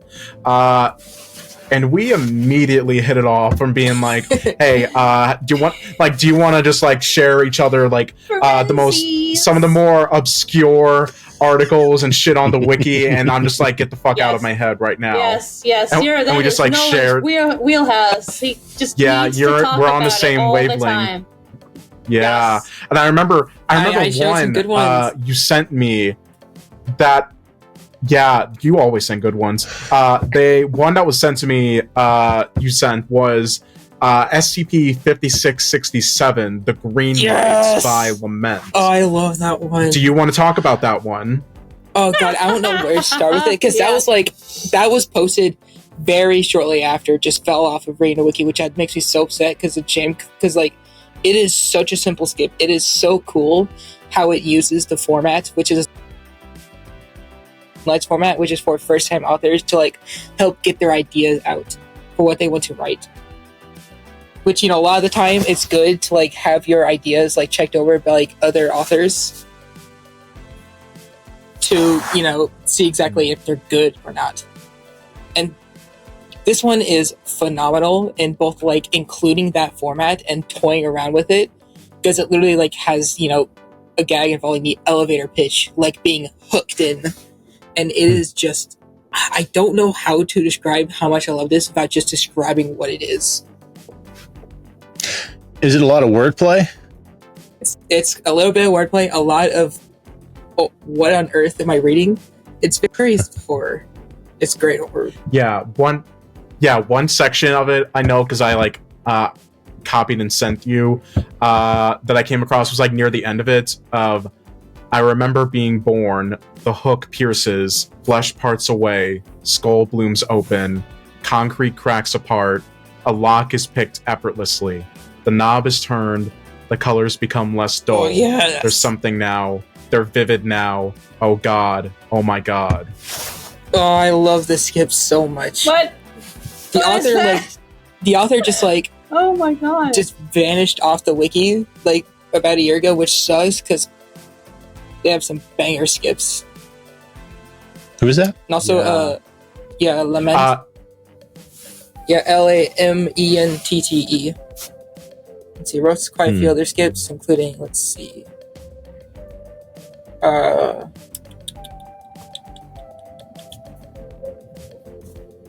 Full up in 5664, which an addiction to blood, which is the first SCP article I've read that genuinely jump scared me.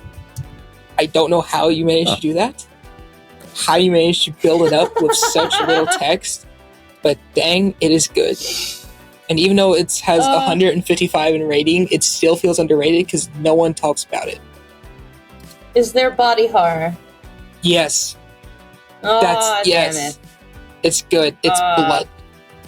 Nope, not for me. I am Damn rotten. Putrid. You know it's good. You know it's good when it starts with syringes. object class unknown. That's all I needed to hear. Because that is always something that fascinates me. Oh man, yeah. Is there I haven't read everything in the time that you've described it, but it seems like I could have. Is It's it really short. that short? Yeah. I see what you mean about the jump scare too. Yeah, it's like 7 paragraphs at max, and the end has such a good stinger that I want to say it, but it's so good. You should read it. Yeah, this one should be read. Yeah. I'm a short skip softy. I love, especially if you can make it short and scary. Yeah. Exactly. This one's so good. Yeah. I was about to say we should use it for an SCP Unredacted episode. Let's do it. Yes. Well, we are on the topic of underrated articles. Ironically, since you mentioned that guy that time, and I also just messaged you it as well. One that came to mind was SCP-7662. It takes a room to hold a village. Oh yes, that was from RemixCon, which RemixCon has so many good stuff. It's a remix of 002, and particularly the Portuguese elders part of that article, which is so funny. Yeah, because I really liked it when I first read it. It being a remix, but also kind of making you wonder what the hell this thing is, because a guy totally could have just gone the route of basically it's a Sarkic SCP, and it's but then it gets to a point where it's wait, it does have Sarkic relations, but even then, if it not, then what actually is this thing? What is he? Oh, it's so because spoilers, but this thing it originally gives you the idea that this is Yaldabaoth, the progenitor deity that's in Sarkic texts, but then it gives the idea that it only thinks it's Yaldabaoth. This isn't the actual god. What article? SCP-7662. That And it only has 40 upvotes on the rating so far. Yeah, and RemixCon is probably because RemixCon had so many articles and so many good stuff. The winner is phenomenal. The winner was a remix of SCP-1981 Neoclassic Ronald Reagan SCP, and it is terrifying. It's so simple because the skip itself is just, it's just a recording of Ronald Reagan dying of AIDS, but the execution of it is Jesus Christ. Yeah. So good. Let's see, 59, really good, really funny. Let's play PJP, remixing Moon Champion. What else do I have to say?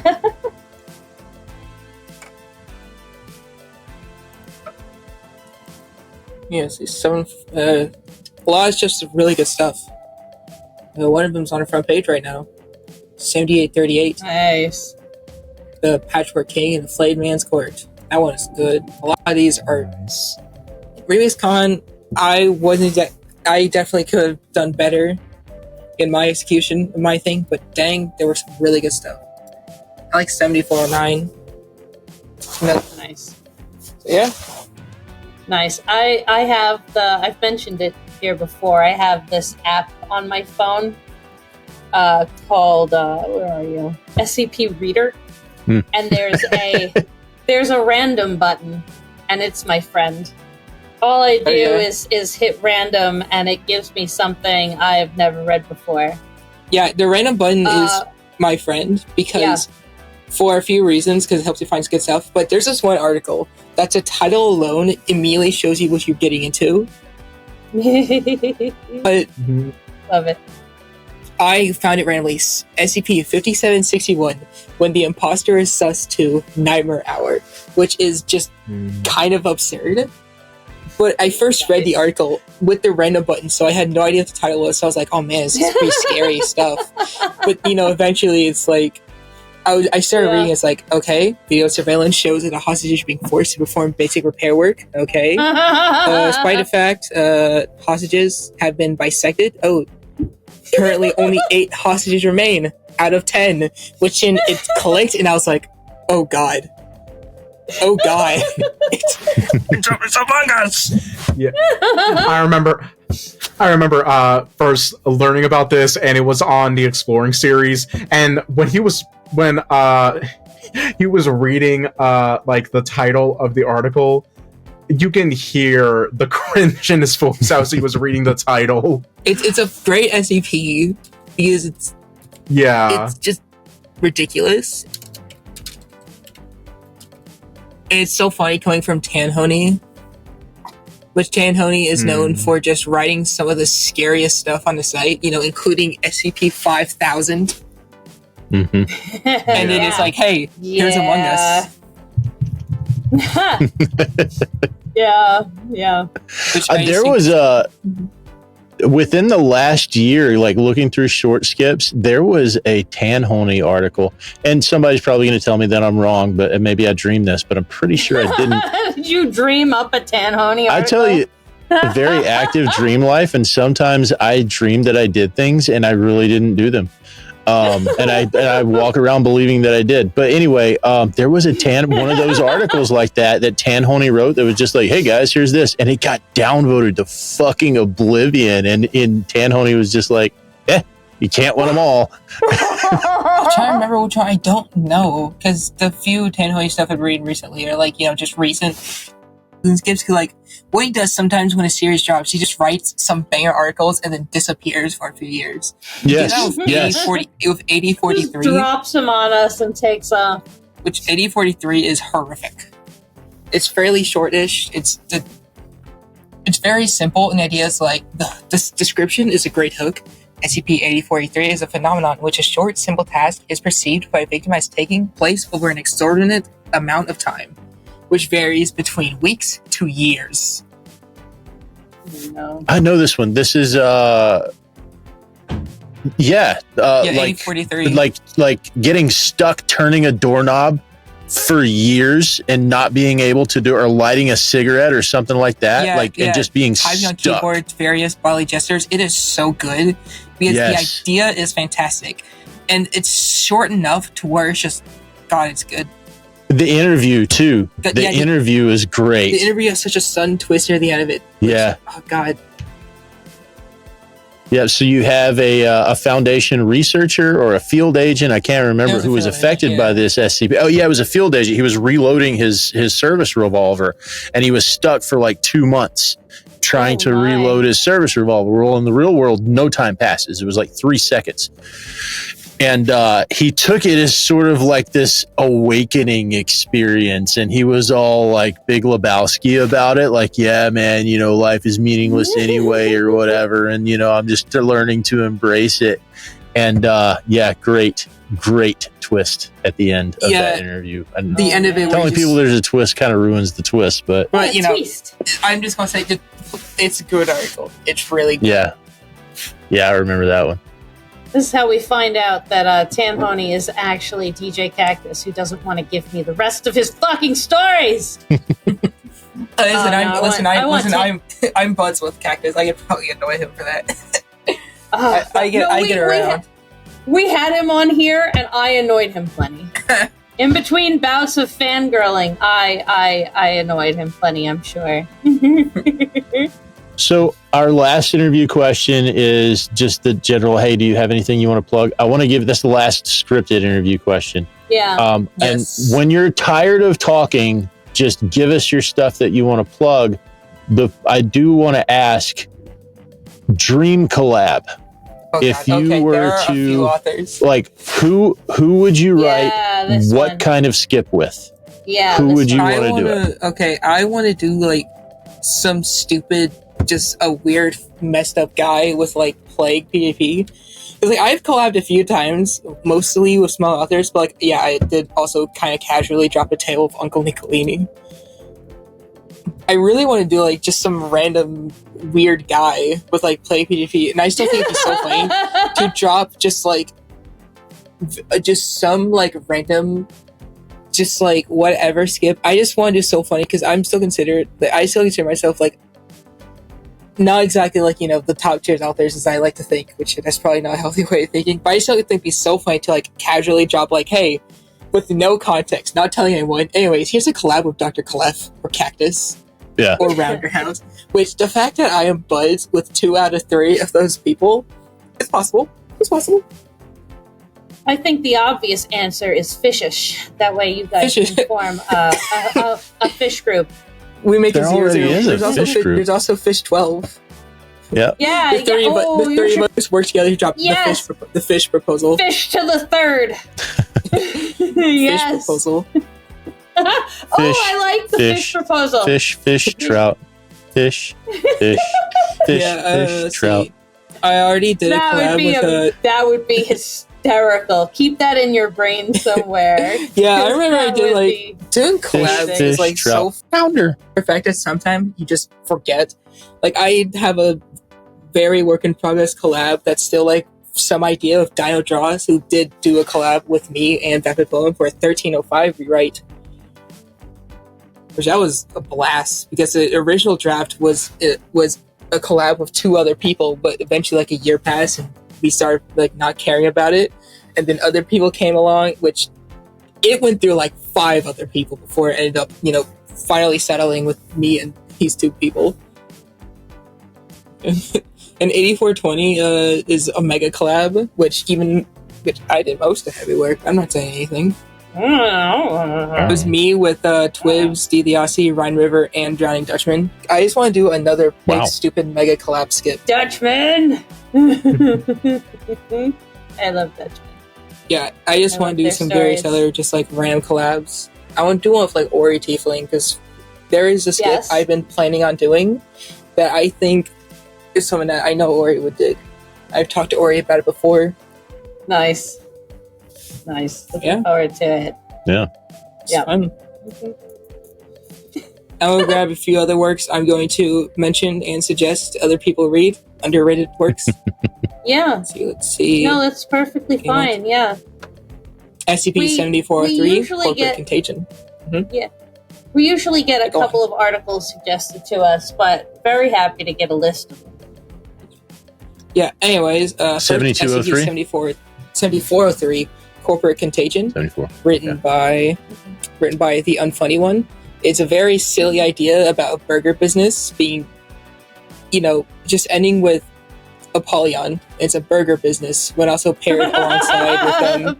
Alongside with You're Totally Going to Hell for This and Perfectly Legal. Thank you very much. It is a fun article. I love it a lot. Let's see, SCP-7855, Bowheart Cooks the... It is one of my favorite articles.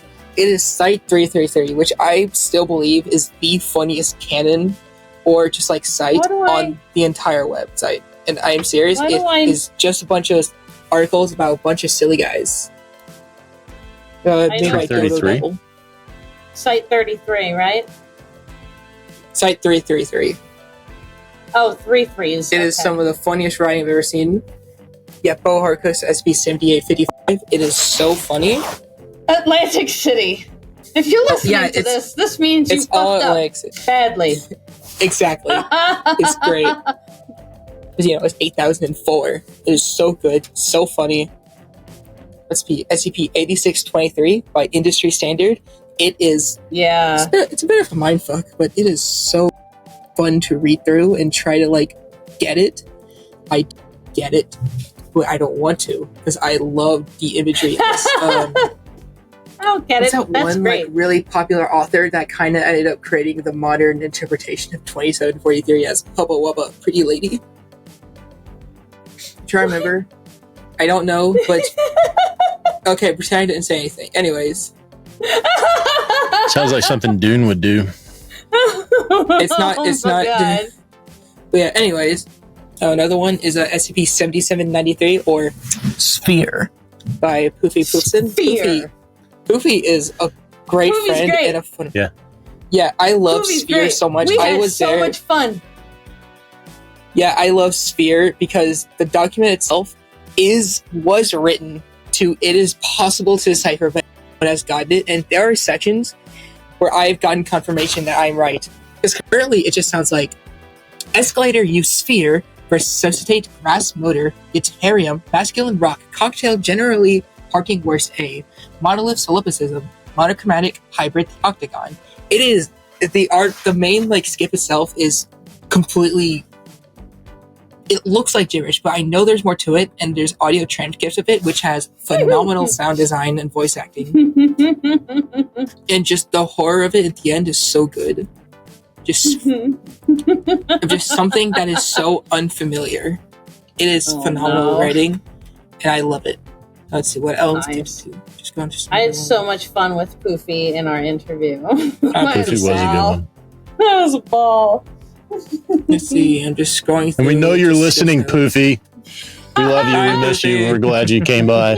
I miss you. 8989, Lost and Found. It's a very simple, weird horror article by Kef Lanes, which I still don't fully understand, but I vibe with a lot because it's some weird. When I grow up, I hope to understand this article. I mean, I could.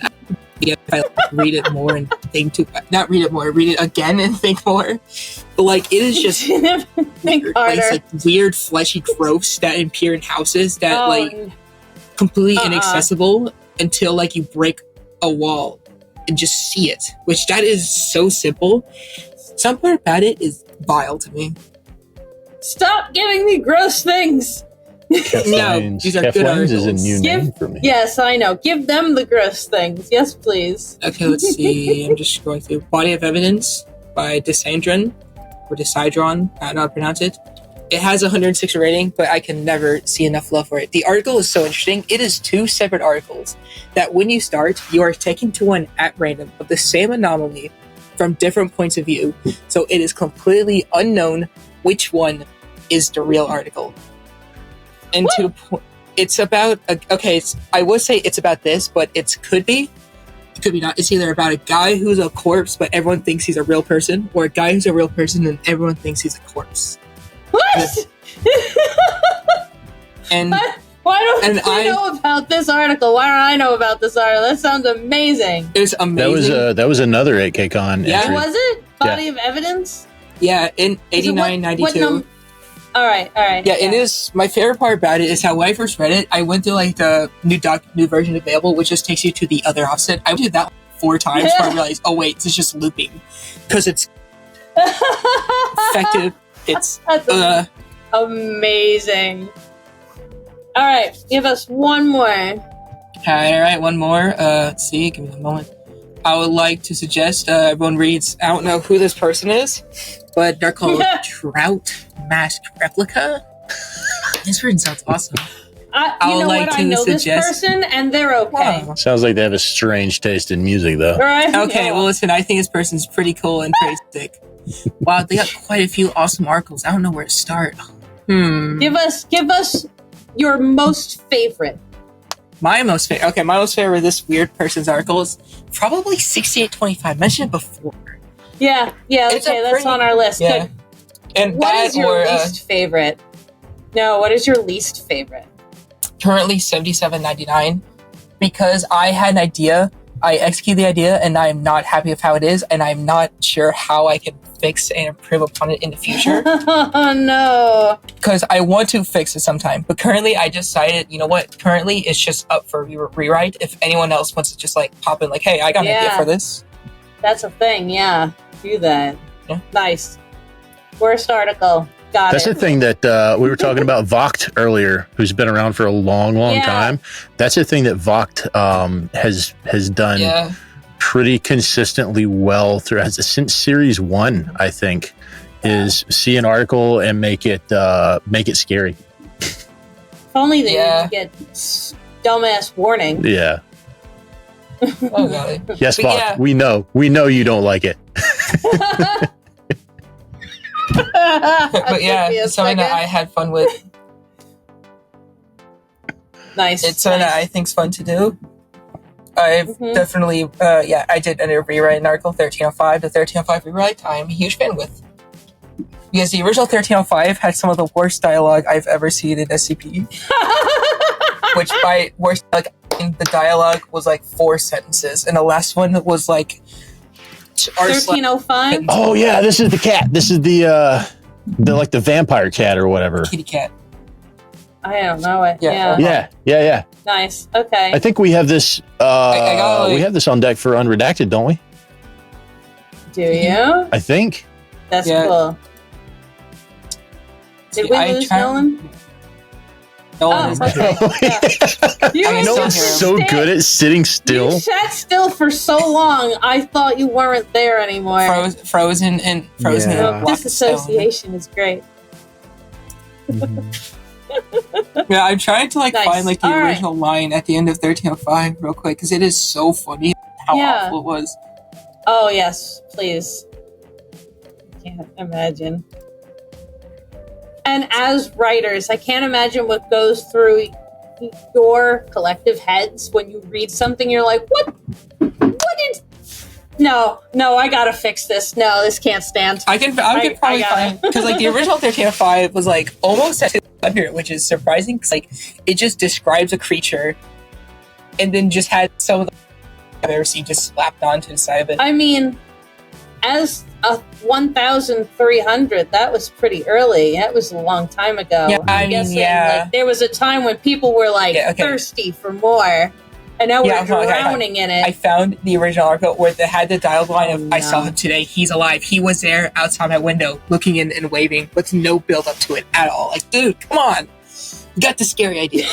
Got the scary idea of like a weird creature that eats things and then turns them into its lures. That's a solid idea. And then you got the idea of a divorced father who has his kid eaten by the creature. That is good. That is effective. No, and then it just doesn't. Man. It just doesn't. So then, of course, I decided to do it myself. Oh man, you did well. All that build up. Yeah, it just ended up being like there was Yeah. a creature, the fiend. Like, go on.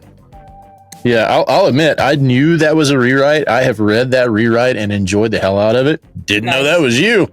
Nice. No, it's hard to find these articles on their massive writing list. I try to stay out of because I'll get lost in the comments pages. Yeah. And so I try not to look to see because that's the easiest place to see the author post. I try not to. I go to the. Well, I mean, the article literally has on the left by insert people. So, like. Yeah, I go to the history button at the bottom. I feel so called out right now. Why? Oh my god, why are you like this? Is there anything else you would like to add to your evening? No.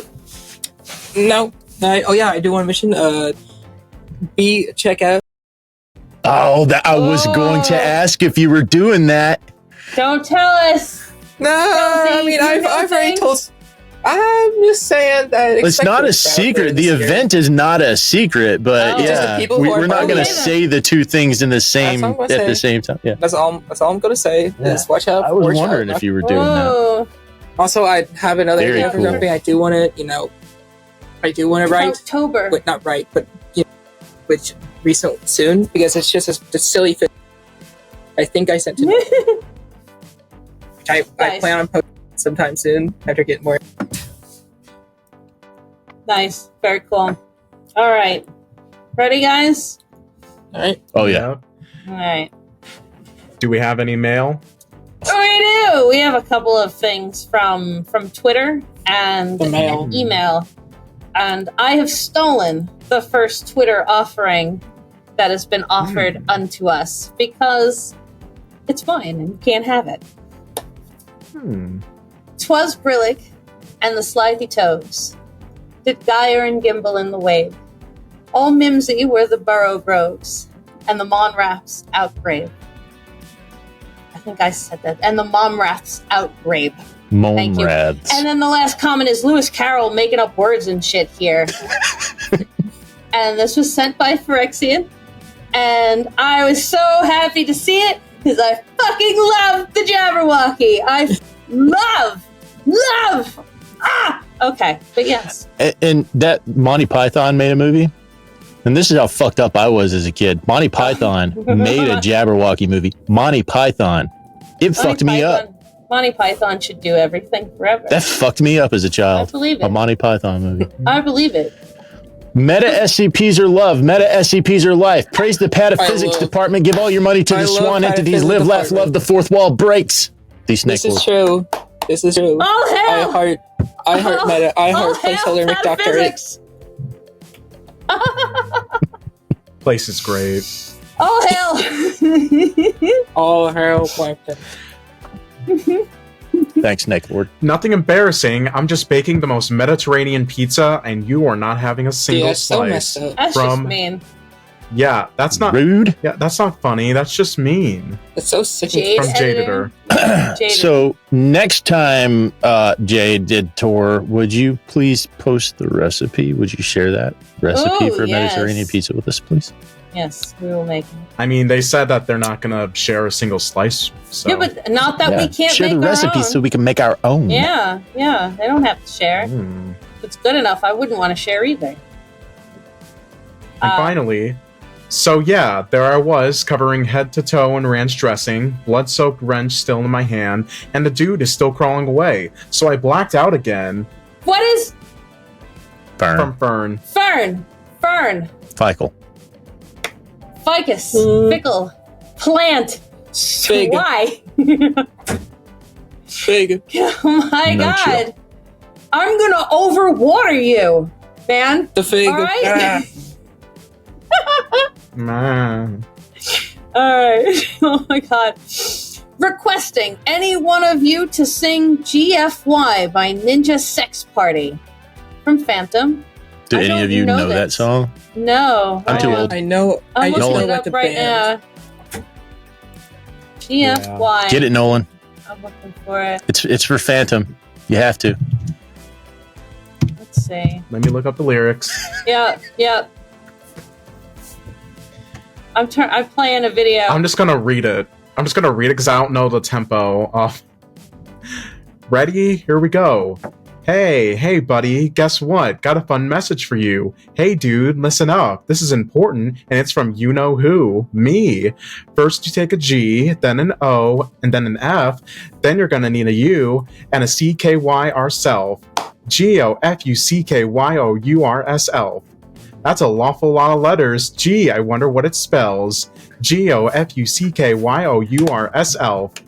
Wishing you and all your family some good and happy health? No. Did you get the message? Have you cracked the code? Do you know which self you ought to fuck and where it has to go? That's right, I'm pretty sure you get it. A big smart guy like you, the time is drawing nearer, so you know just what to do. Woohoo! Okay, everyone, here we go. Are you all ready? Let's hear it. Go fuck yourself. I played the video with the song singing, and you read it pretty much perfectly. And it's amazing. Amazing. Ah, Wonderful. got him. And the last, yeah, right? The last Twitter is, would you rather fight 100 chicken-sized zombies or 10 zombie-sized chickens? From This is Nalkin. Okay, 100 ones. That Because name chickens, tells me everything I need to know about this question. chickens are ruthless things. That's Chickens are evil, and they're meat eaters, and they're cannibals. They're and- omnivores. Yeah, they were fucking By choice. eat everyone. Yeah. Yeah, I could not handle I a did single ask- chicken that's the size of a man. 100 I did chicken-sized ask- zombies, please. I did ask Nelkin for specifics. Like, is it just like regular slow-moving zombies, What or are we kind of talking more like zombies? 28 days later fast-moving zombies? Rage And they zombies. specified that it's more like in the sense of like Minecraft zombies. So Yarr. If it's like just like normal zombie scaled down to like actual baby zombies, like I could take. Yeah. They'd be a little smaller than the baby zombies in Minecraft. But yeah, I'll take those. I don't want... they'd be Oh, so huge fun chickens. to punt. I'll take the chickens. Yeah, I got Really? legs. Yeah. Yeah, but 'cause- you got combat expertise. Legit. We just don't. Air Force. I flew an office chair. Oh, that's right. So, my reasoning, first of all, a zombie-sized chicken can't turn me into a chicken, but a chicken-sized zombie can turn me into a zombie. I don't think it's going to I don't matter. wanna be a There's going to zombie. be nothing to turn you into by the time it's done. And the second is, I grew up with chickens. Yeah, chickens are fucking bastards, but I know their weak spots. Oh, no. Okay, You just tuck how- their okay. head under their wing and they fall asleep. Okay, yeah, Yes. good luck doing that to when it's that big and claw you to death. Yarr. Yeah, I'm not a fan of zombies. Like, I like reading about zombies and watching movies about zombies, but the thought of being confronted with even a chicken-sized zombie absolutely fucking horrifies me, because out of all the horror genres, that one is kind of the most realistic. Like, the most, if this, Zombies? Yeah. could this actually happen? Yeah, Like right. the movie Quarantine, there's Yeah. a lot of found footage filmed movies that Yeah. I really like, and the fucking ones that turn into zombies terrify me. 28 Days Later is absolutely one of my most favorite. They're doing 28 Years Later. Absolutely one of my most favorite zombie movies ever made. The second one was great too, and I'm looking forward to anything else they want to do to me, because yes. Yeah. But I guess all you would Absolutely. need to take down a horde of 100 chicken-sized zombies is a weed eater, really. Just throw some snacks at them. Yeah. Yeah, just throw some snacks, they'll be fine. Throw some mice in their pen, they'll be okay. I can also nosh. I could definitely eat 10 chicken-sized zombie or zombie-sized chickens. That would be great. We call that That's ostrich, nice. but Have you eaten ostrich? I haven't My eaten ex-husband ostrich has had meat, emu. but I've eaten ostrich egg. Oh God. A friend of my dad, the late 90s, early 2000s trend, or the mid 90s, late 90s trend of ostrich farms in the deep south. Yeah. Yeah, nobody talks about that history, but he was one of those guys, and he started, and he was like, "You got to try these." And so we had an ostrich omelet. But I heard ostrich steak is amazing. I would like to try it. Nice. All right. From the email, yo, SCP Weekly and its affiliates. Yo. Hope y'all are Yo, doing yo, what's well. up? I'm alive despite my best efforts. Birthdays be wildin'. Wait till you hit that 42nd one, man. Wildin' is like staying up a little late and having some ice cream. Woo, Question: I was up until midnight. what is y'all's favorite cryptid? Thanks, Hollow Nut from the Hopkinsville Hollow Woods. Goblin. Hopkinsville Goblin. Yeah. Tell us I'm about gonna this hit thing. myself. Oh boy. So it is basically just like, hey, there's this weird little alien sighting in Hopkinsville, Kentucky that looked like a weird little messed up little man that scared a bunch of people and just kind of disappeared. And I've seen stuff like it's just like a weird little guy, hence the name, the Just a Hopkinsville little Goblin. guy. Just a weird It's a little little guy. guy. That's what little the guy. Pokemon. That's what the Pokemon Sableye is based on, and it's literally the same exact body shape. What? Yeah, Pokemon Sableye is based on a Hopkinsville Goblin. I love those Pokemon. Well, so the Hopkinsville Goblin, it was just like a one-time thing. He just showed Yeah. up, was like, "I'm weird. This is weird. I'm out." Exactly. I love cryptids. God, I love cryptids. Yes. Yes. I was telling them earlier. No, go ahead. What? That's beautiful. Oh, yes. I love it. I was telling them earlier, my favorite is Mothman. It's a pretty generic answer, but he is one of my monster husbands. And yes, he's fine. And I do share. It's okay. Oh man, I love yes. Mothman. Yeah, I love Mothman, Yeah. but also every time I think about Mothman, I think about that one rant in 6599. It's literally just like it's PC599. There is a I'm hoping you Mothman guys have all read it because it is song. the funniest article. I'm hoping you have read SCP-6599. It is the funniest article on the wiki. No contest. The fact it's rated over 700 shows that it is hilarious. And it includes a mention of Mothman. Yeah. Yes, where it's like Greg DeCarp said, I favorite wanna- cryptid thread? Big fan of the Squonk personally. What are you gonna say? I gotta play something for you guys. Yeah, go on. $65.99 Yeah, I is was gonna hog make- slice. Yes, Hog Slice. And I just love the Mothman. Oh. What kind of better mental position is that? Women and children cry. I don't. Be fucking brawn. Be fucking heavy. You're too busy creaming your pants over an idiot no one has ever heard of instead of admiring a real motherfucker. The Mothman. Fact. Mothman can fly. Fact. Moths seek clothes. Fact. Mothman has red eyes that peer into your shit-stained potato. I don't even think you look anything or anyone in the eye because your father never taught you respect. Grow a pair of balls. Hog Slice. It is Oh the my God. funniest article on the site. There's so many Oh quotes my from this that are so God. funny. I missed the hog slice Jim Twitter. Henson, con Oh man, my is a God. fraud and has thrown the wool over your eyes for Oh decades. my God. You watch his I shows need without to even play you questioning guys what's a on the song. screen. Oh my God. I need to play you a song, right? If I could And get it has the fucking funny YouTube part, to work brother. for me. You are making it. It's so funny. I think about this article all the time. All right. Nolan. What was your favorite cryptid? I don't know if I have one. No. Hopefully it's not honest. Squonk. That's all I'm gonna say. If I were to pick a second one, squonk. I do like Bigfoot, but I also like conspiracy theories. But knowing what I know about SCP-1000, is it? Right? Yep. I'm so Yeah. bad with the numbers. Knowing It's what I Bigfoot. know about that, and then whatever fucking Cactus has done with it, my second place would be those Bigfoot cryptids. Bigfoot. Those. 'Cause What do we that's call them? The so good. the people of the night? Is The that what Children they're? of the Night. The children of the Children of the night. That's Night. what it is. Yeah. Yeah. Yeah. Children of the Night would be my second most favorite. The children of the night being the original protagonists against the Davites, I think. Really? Yeah, I haven't I read think that I haven't read anything past was it the James, Davites so- or the Nalkins? I think that was the Davites. Yeah. It's I don't remember now. But yeah, absolutely. Nolan, you don't have a most favorite monster cryptid thing? Nah. That's okay. Yeah. Kelsey, Mine- do you have one? Puckwudgies. What the fuck is that? Puckwudgies. All right, Okay. we'll Yeah. wrap up. Let's go. All right. Yeah. That's it's a And local we'll talk cryptid. about it. Yeah. Okay. It's a thing around here. right. All right. All we have for this week. Thanks to TroutMaskReplica for joining us. Thanks to our patrons, Arsfel, Lack of Lepers, Ian Anderson, and Evan McDonnell for supporting us at patreon.com/SCP Weekly. Your support helps us keep the lights on. Intro and outro music was Caught You at the Perfect Time by Superintendent McCupcakes.